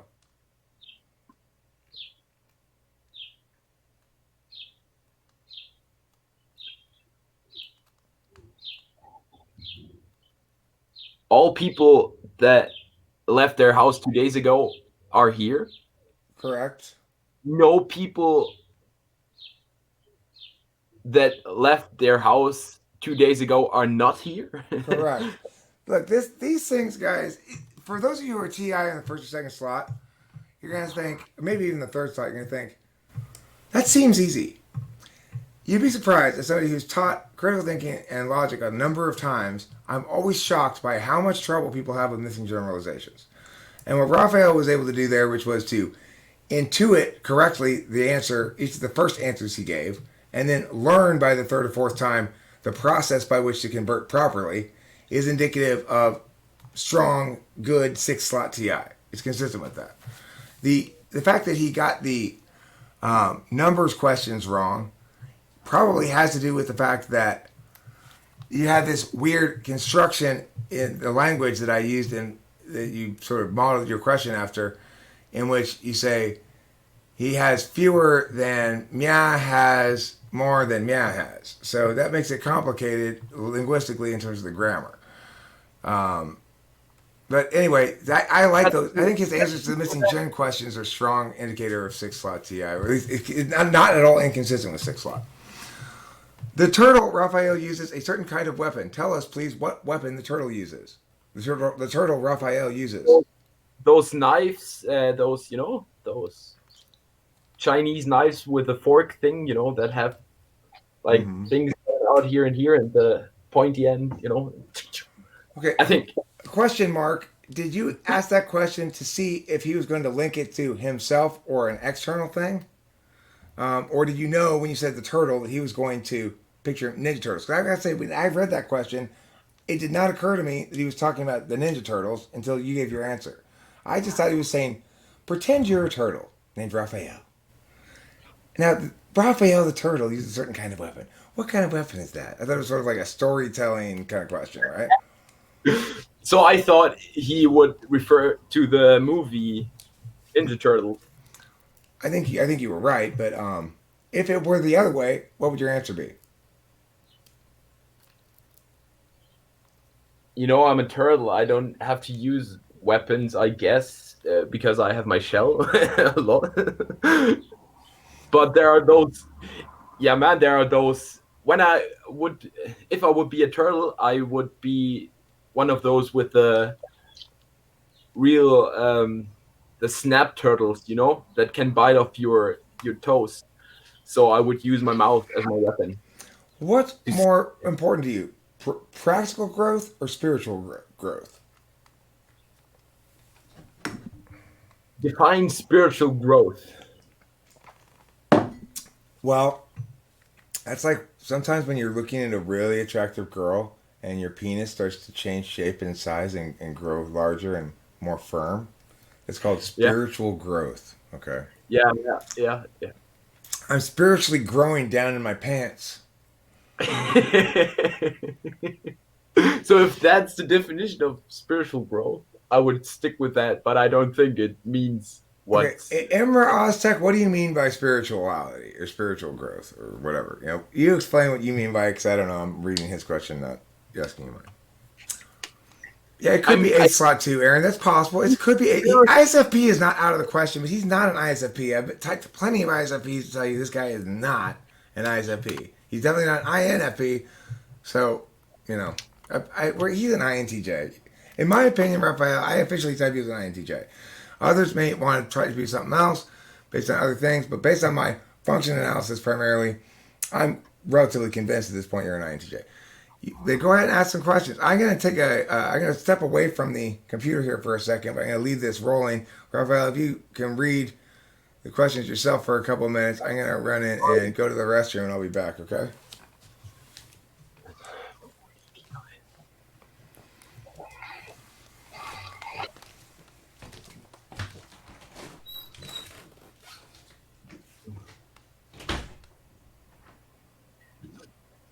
It looks like you have a lot of knickknacks and things behind you. Can you tell me things about the things you have? Those are a lot of things from my dad. They're just are there. But for example, I have my arrows, I have my sword, I have my drinking horn. I have my old expired paintball bullets that will probably hurt really bad if I shot them at someone. Yeah, like this and up a bunch above of the shelf. a bunch of useless ancient things that are not being used and will be thrown away in a few days or weeks because I'm moving out of here and nobody wants to have it, I guess. So That's so funny because I was literally going to ask if you were to move out, would you take those things with you? nah, I would take my arrows, of course, and my sword and Do you stuff like that. But like, do you do archery? I do archery. Yeah, Are you good at that? I did it for a long time and then I quit, and now I restarted it and I joined my old Schützenverein, my old club. And yeah, I was very good at it and I will be. I probably am still good at it, but not as good at it as I was back in the times, Cool. Yeah. I don't think I'd ever be good at something like archery. I like it. I like it a lot because you need to be very focused and very calm to get some good hits and to really hit the target. That's the best. That's the only thing that's important, I think, to hit the target. Interesting.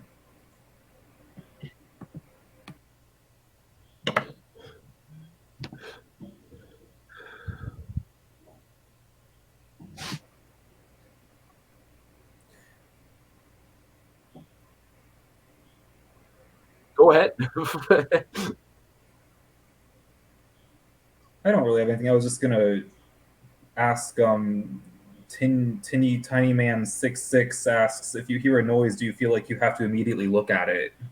Yeah, definitely. Depends. If I know the noise, then not. But if I never heard the noise in my life, I'll instantly turn around to see what it is. Yeah, that makes sense. It's hard because sometimes they get these questions. I'm not sure. It's hard to say what they're trying to get from their And questions. probably a lot of times those questions are not really. I think it's just asking the question. I don't know. Yeah, it's just random. A lot of times there's no particular reason. It seems maybe because I think everybody would do it, right? Everybody would turn around if he or she heard a noise. That People would look at an unfamiliar noise. Absolutely, like it's a basic human response, not. almost feels like it's more a question of are you ADHD or not.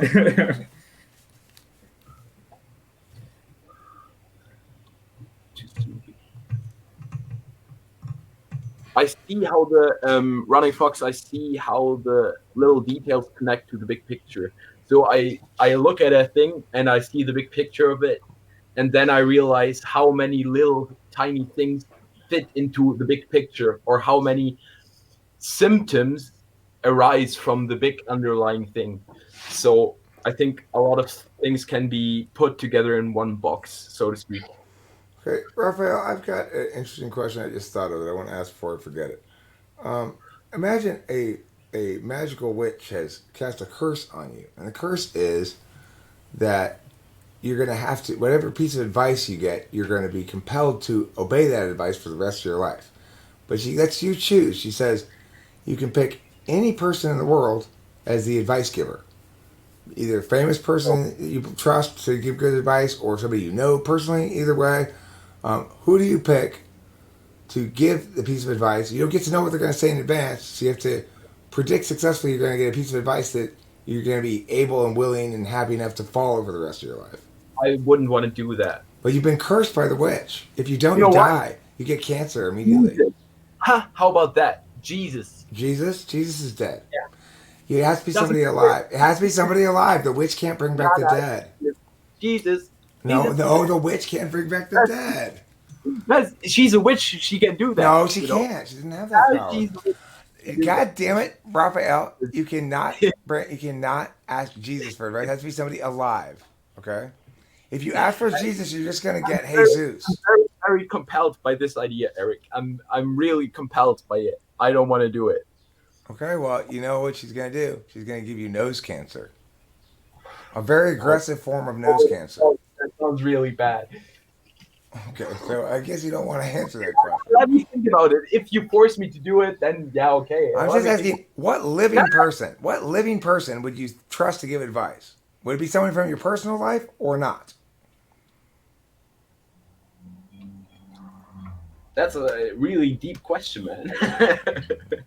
um,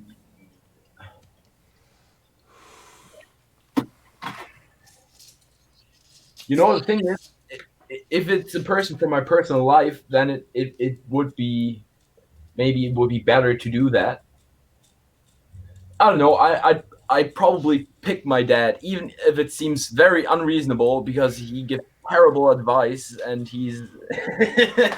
But I'd probably pick my dad and trust that he's not. He knows that the witch will give me nose cancer.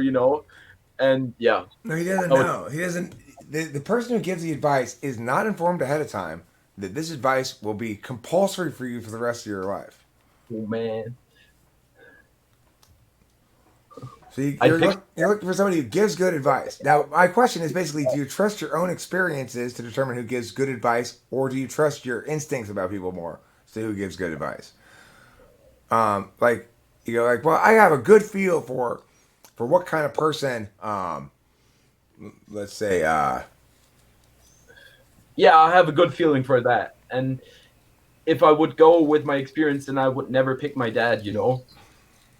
okay. So, but if would you choose to go with your experience? Is there somebody in your life that would motivate you to say, experientially, I know they're going to give good advice, so I'm going to pick that person? Or would you say, I have a good feeling about who this famous person is over there, like Donald Trump or something?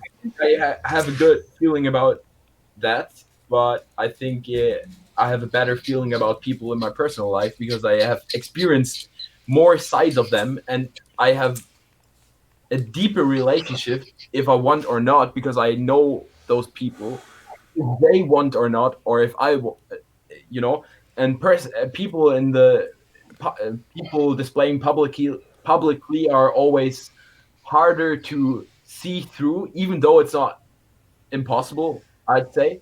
But I would go on a safe bet on this one, so I'd pick someone out of my personal life that Okay, yeah. plan your dream funeral for yourself.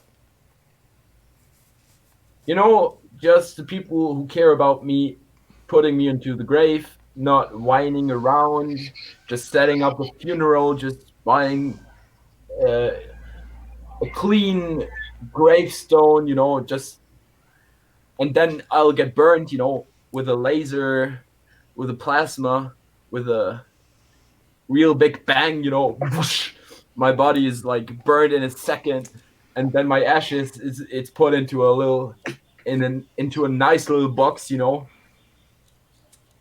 then So, buried and you want your corpse to be vaporized by a giant laser? by yeah, yeah, right. I see. Okay, cool. And then do you want the attendees to breathe in the vapor No, no, no, no, of your vaporized body? no, no, no, no, no. I could be made into a diamond, my ashes. All right, they put you under immense pressure and be turned into a diamond. Diamond. And my loved ones, and I was such a nice person and a good person that the people in my life wouldn't take the diamond and sell it, but take the diamond and bury it. Why is that? Why is that more respectful to your memory than them selling and gaining value from your sacrifice? Oh, yeah, true. Okay, they can They can sell it after all. Okay, cool. fucking tell me like for thousands of euros. Okay, so I'm running out of gas and other things to do and stuff. I am gonna wrap this up. Alrighty. So thanks very much. But I'm not going to wrap it up instantly because I want to give people who didn't get a chance to ask a question that they have a pressing question or something. I'm going to take about 10 minutes here to slowly wrap it up to make sure everybody gets a chance. Even if they just got here, they can still get in a question or something if they want to. And or to let you talk a little bit about what your thinking is about your own type now, Rafael, and if you feel as though we've we've been thorough in addressing the question. What was that? Sorry, I didn't listen. I watched the chat. Sorry. That's fine. I do that all the time too. Rachel's Okay. often sitting right here next to me, talking to me, and I'm looking, we're getting the chat, and I don't hear a fucking word she says. What I said was, perhaps you could talk a little bit about what your thoughts are on your own type, and whether they've changed in the process of this, and whether you think we did a thorough job in addressing the issue. I definitely think I'm an intuitive thinking type because, that's where I feel comfortable. That's where I hang out all the time. Not saying it's good or bad or anything. And I think myself of an extrovert, but an introvert could think that he's an extrovert real easily, maybe. And yeah. Yeah, I mean, I will agree with you, Rafael. The one thing that I have some qualms about with the INTJ typing is your general affect and habits in the chat do not appear to be those of an introvert. Yeah. However, I will say that you seem less extroverted when talking to you face to face than you do when you're launching your barrage of assaults on everything I say in the chat. That would make perfect sense if I were an introvert, because of course the internet is a platform which feels way more far away. It feels far away, And if I'm face to face with somebody, it's of course I'm maybe not that extroverted, but it's on a scale, So an extrovert could be even more extroverted in chat than he is in real life, but he could still be an extrovert overall. Right. I mean, the thing about extroversion and introversion is it's only a meaningful term in that it says to you whether your dominant function is extroverted or introverted. Right. So if even if you were an extrovert, you'd be a TE dom at that point probably. If you were an extrovert, you'd be like an ENTJ. TE is not a form of extroversion that I really like Gordon Ramsay, for example. I really like him. Oh, you like Gordon Ramsay? Yeah, man, I love it. I love him getting ragey and all that shit. It's great. I love it. Is it because everyone's doing everything wrong, and though you try not to point it out too often, you're filled with anger about it? Nah, it's because he does it in not in a malicious way, in an evil way, but in an understandable way, because he knows how it works or how it should be, and people do some stupid stuff, which is just not helpful to the situation, and then he corrects them, and of course he gets loud and stuff, but not because he wants to hurt the people, or he's a bad guy, but he wants to work. He wants the stuff to work perfectly, and I think this is a very great attribute. Okay, Sean, you got something, and then I'll ask your question. Question mark. Sean, go ahead. Just some closing thoughts. You live with one or both parents right now? I'll live with my dad, and my mom died when I was 12. Oh, I'm sorry. And I move. Yeah, it's cool. And I move out soon. Is this your first time kind of moving out on your own? Yeah, it is. And how would you do you have any sort of impressions of what type your dad might be, or what sort of types he might be between in your mind? Yeah, I've thought about that a lot, and he's an intuitive type, probably an intuitive thinking type, but he's really extroverted. He's a musician. He's a musician. Maybe, I don't know. I don't have any particular type in my mind. Remember the TI is too good for ESFP for one thing. He's definitely not an ESFP. I want to get this question mark question because they've questioned it several times. Eric, please ask Rafael what he thinks about the word rabbit. What do you think about the word rabbit? So my associations with it is like Alice in the Wonderland. If you say rabbit, I think about the rabbit hole, Okay. But if the question is, what do I think about the word rabbit, then I think about a rabbit, I don't really get the question or where it's. Okay. Did you make a diamond out of your mom's body? No, I didn't. Okay. I thought maybe you'd gotten the idea from when you had done it before, but no. Okay. You know, Uh, I think it will be very expensive to do that. I don't know. probably. Or you can just get Superman to squeeze it with his hands. Superman can make that with just by squeezing it with his hands. No, of course I can. No, Superman can. I said Superman can do that. Yeah, probably. And he has laser eyes, so he can heat his hands up before, and then perfect. Yeah. What he said about archery, about being rescued and not being obliged to feel grateful and to Edom. Well, I mean, he What was that? I didn't the say. person is saying you're a T Edom, okay? Which you mean I would be happy probably, because if I can't figure out a way on my own out of the situation and somebody helps me, then of course I feel grateful about that. I didn't say I don't feel obliged to be grateful. I didn't say that, or at least I didn't mean to say that. Maybe I understood the question wrong.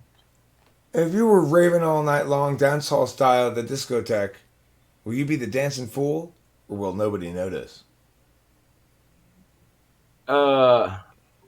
I dance a lot to techno. I like it.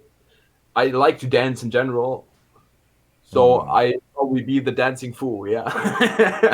All right, cool.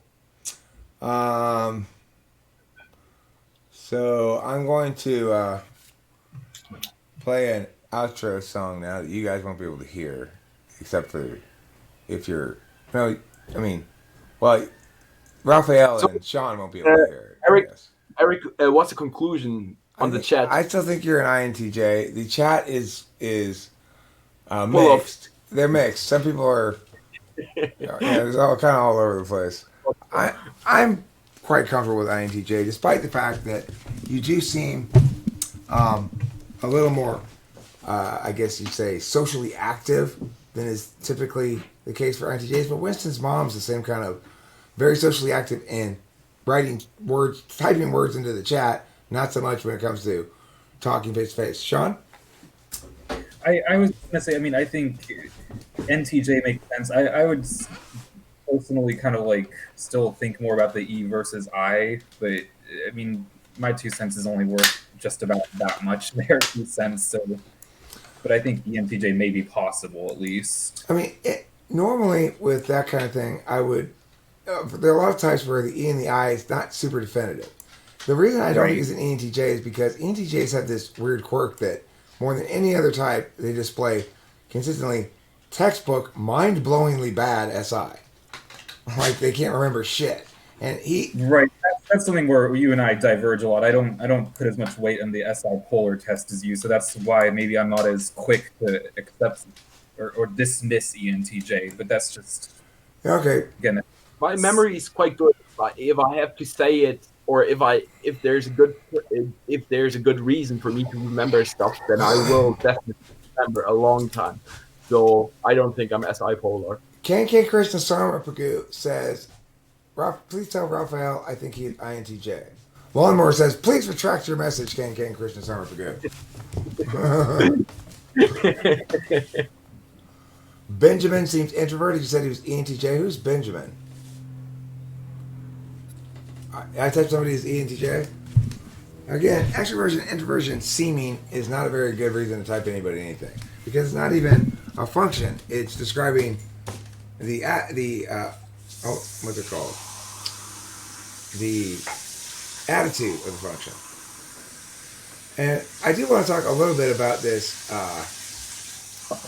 this dimensionality thing. Somebody in here was talking about socionics dimensionality for functions, and that Raphael's not 4D and TI or whatever. I don't know. There may be some element of truth to dimensionality. Certainly it's the case that I most definitely engage with extroverted intuition and least definitely engage with introverted feeling. But I'm not at all convinced that my poor abilities to attend by introverted feeling are poor because they're limited in dimensionality. I mean, we know that it's poor mostly because it's limited in total amount of time attending by that methodology. There's a certain number of hours in the day, and you can break up those number of hours a day in the total amount of time. Willfully attending to it is almost zero. With which function do I engage the most during our conversation right now? Or did I engage the most? I mean, I see your answers as primarily NI, which is to say they're fairly concise, they're responsive, they attempt to provide the determinate response, they're relevant, and they're relevant universally, not personally. Makes sense to me. Well, one thing that I felt, though, in it, I don't know if it's a consistent observation, though one would have to go back and check me, but I felt you responded very fast for NI to most questions. Like you didn't really take a lot of time to think about answers. You just kind of put them out there. The Go ahead. thing is, I think a lot about stuff. I think all the time about stuff, you know, and those questions that has been so I thought about those questions, but not because of the stream, but in general, you know, I think a lot about stuff, and there's limited stuff to think about. So, all right, so it's deceiving that I don't think about my answers. I thought about them. I want to address this shit here in the chat, saying that your TI is way weaker than Aaron's. First of all, Aaron, he did one TI question that he got wrong in this session anyway, and the rest, and we didn't do a whole shit ton of other ones. The genealogy questions in the initial typing gave him a lot of trouble, but I think it's primarily because he doesn't know all the words in English for, like, you know, aunts and uncles and maternal grandmothers and cousins and stuff like that. It might be because of that, or I'm not sure. We could do more TI testing if you wanted to. But the thing is, with TI questions, I always, also in the last typing session, I feel very stressed out for some reason if people, I guess because people like Aaron say my TI is weak, and for some reason I want to, I don't think so, and this creates an inner stress, but maybe that indicates that my TI is bad, you know, but I don't think so. Widowmaker, if you were an ESTJ, he'd be NI polar. He wouldn't give answers that stop and then he'd wait for you to pick up the thread again. He'd continue to pontificate about shit indefinitely. Any third slot is I talk, you listen. That's not Rafael. His answers are actual answers, and they're determinate. I mean, the thing is, Cloud, you're saying here, people say that extroverts look like this, and Rafael looks like this. So you got to be crazy to type him as an introvert. Well, yes, wrong people say wrong things all the time, and if we listen to them, we will be led astray by their wrongness. The fact is, especially in a typing session like this, somebody with a second slot extroverted function is going to be almost as likely to seem extroverted as somebody with a first slot extroverted function, because the tool function is what you use in new situations that are compelling you, or I'm attending willfully to deal with this, which means you're going to be in your second slot function all the time. Why is he stressed out about TI questions? Is the question itself or to look bad to others? That's a good question, Imra Oztech. Why do you think you find the TI question stressful? Yeah, okay, I just want to I think because I think TI is very much perceived as the intelligence, or at least in my head, maybe stupid thought. TI is how good is your processor. Okay, if you look at a computer, the TI is how good can you process the information, or how accurate can you see the logic in things. And I think of myself as a smart person, and I actually am a smart person. I'm gonna put a conditional logic problem in the chat here, okay? And I think I have a lot of experience with people saying I'm dumb or saying I'm stupid or whatever, when I'm actually not stupid. And I had this experience a lot of times because when I was younger, my ADHD was really fucking bad, and it still is today, kind of.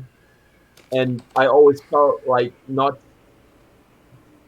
I don't know. It's like a vulnerable topic for me.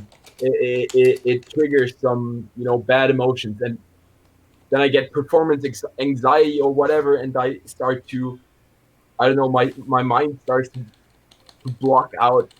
You know, I don't know. I can't explain better than that, or I don't find a better reason than that, and I think this is a pretty good reason. Okay. Let's see. Um, I have a very and this is why I argue so much also in the chat. I have a very big craving for people seeing me like I see me, And the thing with the PI is, as I said, it's linked to intelligence.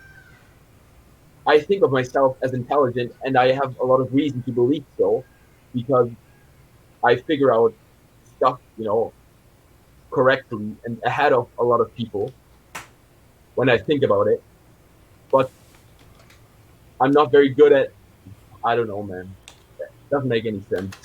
all right. I gave you a three line problem, and I want to know what you can logically conclude from it. One is if A, then either B or C. Two is if C and A, then either D or E and not B. And line 3 is C. What can you conclude? Is it written down somewhere? Yes, it is in the chat of the live stream. I can put it over here in the chat. Actually, I'll put it in the chat in this room. The chat is so fast.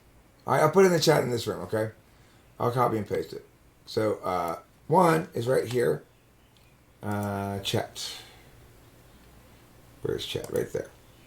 Okay. This is step 1. Step 2 is right here.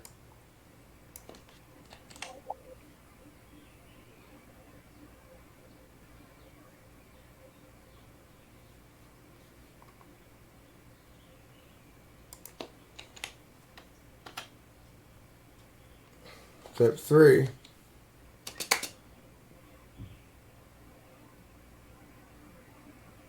C and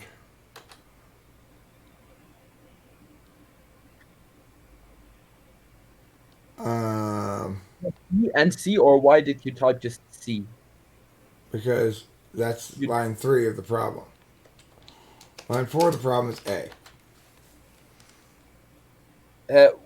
What do you mean by that? I mean, it's like if A then B, you can think of it as if it freezes. How it can be achieved in which? No, look, think about every one of those letters being a statement. Yeah. If it freezes, the tomatoes will die. If A then B. Okay, so then where it says A, you can include it freezes. You see what I'm saying? So which of those possibilities have to be true that C is true? C is true. You're given C. You're given A. Okay. And you're given the first two statements. And you're supposed to conclude what statuses can we conclude about D, E, and B?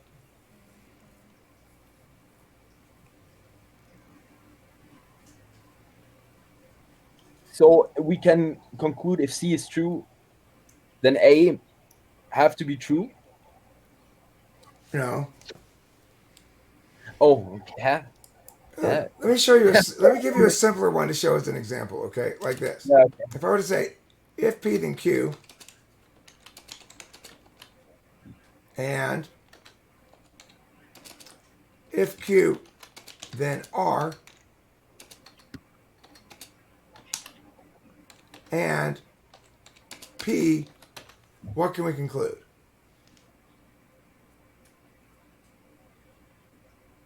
I don't get it. I don't get it. Okay, so like I don't get the process. Let me put it into words. Just solve the problem. If it freezes, then the tomatoes will die. And if the tomatoes die, then we will have to eat corn instead. And number 3 says it freezes. What can we conclude? Tomatoes die and we have to eat corn. Right. So that's how these things work. Okay. So it's true that if C, then A has to be true as well. Because only if A is true, then B or C is true. No, it doesn't say only if A, then either B or C. It says if. It could have said if and only if, but it doesn't. Okay, that's fine. I'm getting a sort of a general sense that when you're presented with these things in words, you have a much easier time than when you're presented in symbols. Give me a second, please. Mm-hmm. Sure.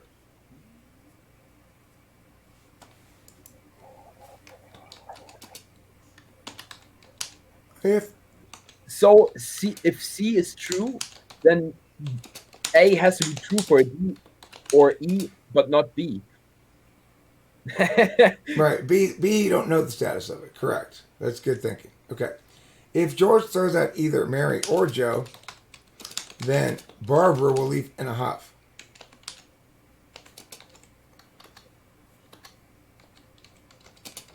Leave in a huff. So wait, Eric, is C and A? It's given at the same time. Right, in separate lines though. Is C and A given at the same time?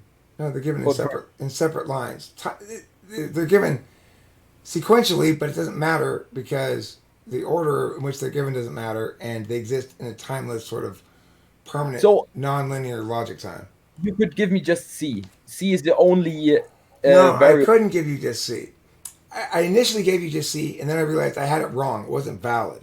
Because if A, then either B or C. So the fact that you have C doesn't mean you have A. Even if you had B and C, it wouldn't mean you had A. So I had to give you A as well. So now you have A and C. So if A and C, then either D or E and not B. So you have either D or E and not B. So I don't think you can really conclude about it. I'm just confused. Yeah, I mean, it's not a particularly great problem. If you look at the ones with words, you won't be as confused. If George throws out either Mary or Joe, then Barbara. I don't know if that's the case. I don't know if that's the case, but okay.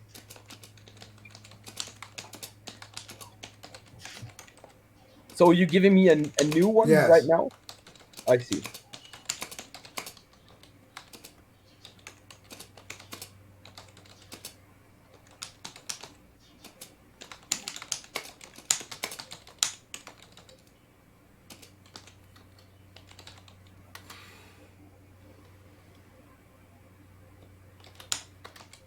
If George does not throw out Mary or Joe,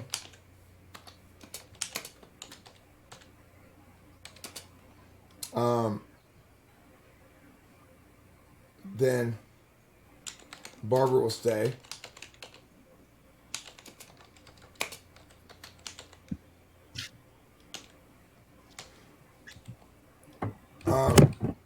All right, so then one quick thing.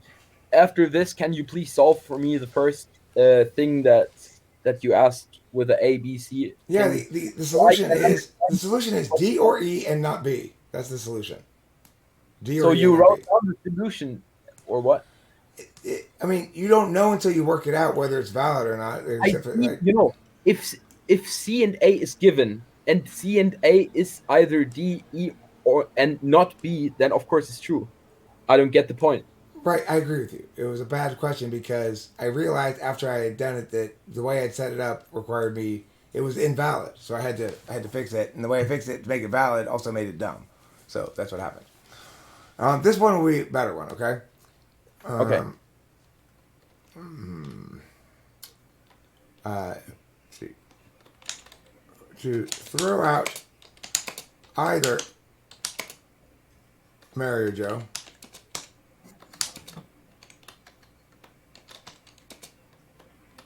George would need the keys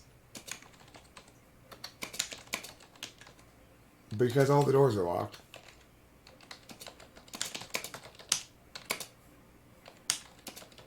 And he doesn't have the keys. And can't get them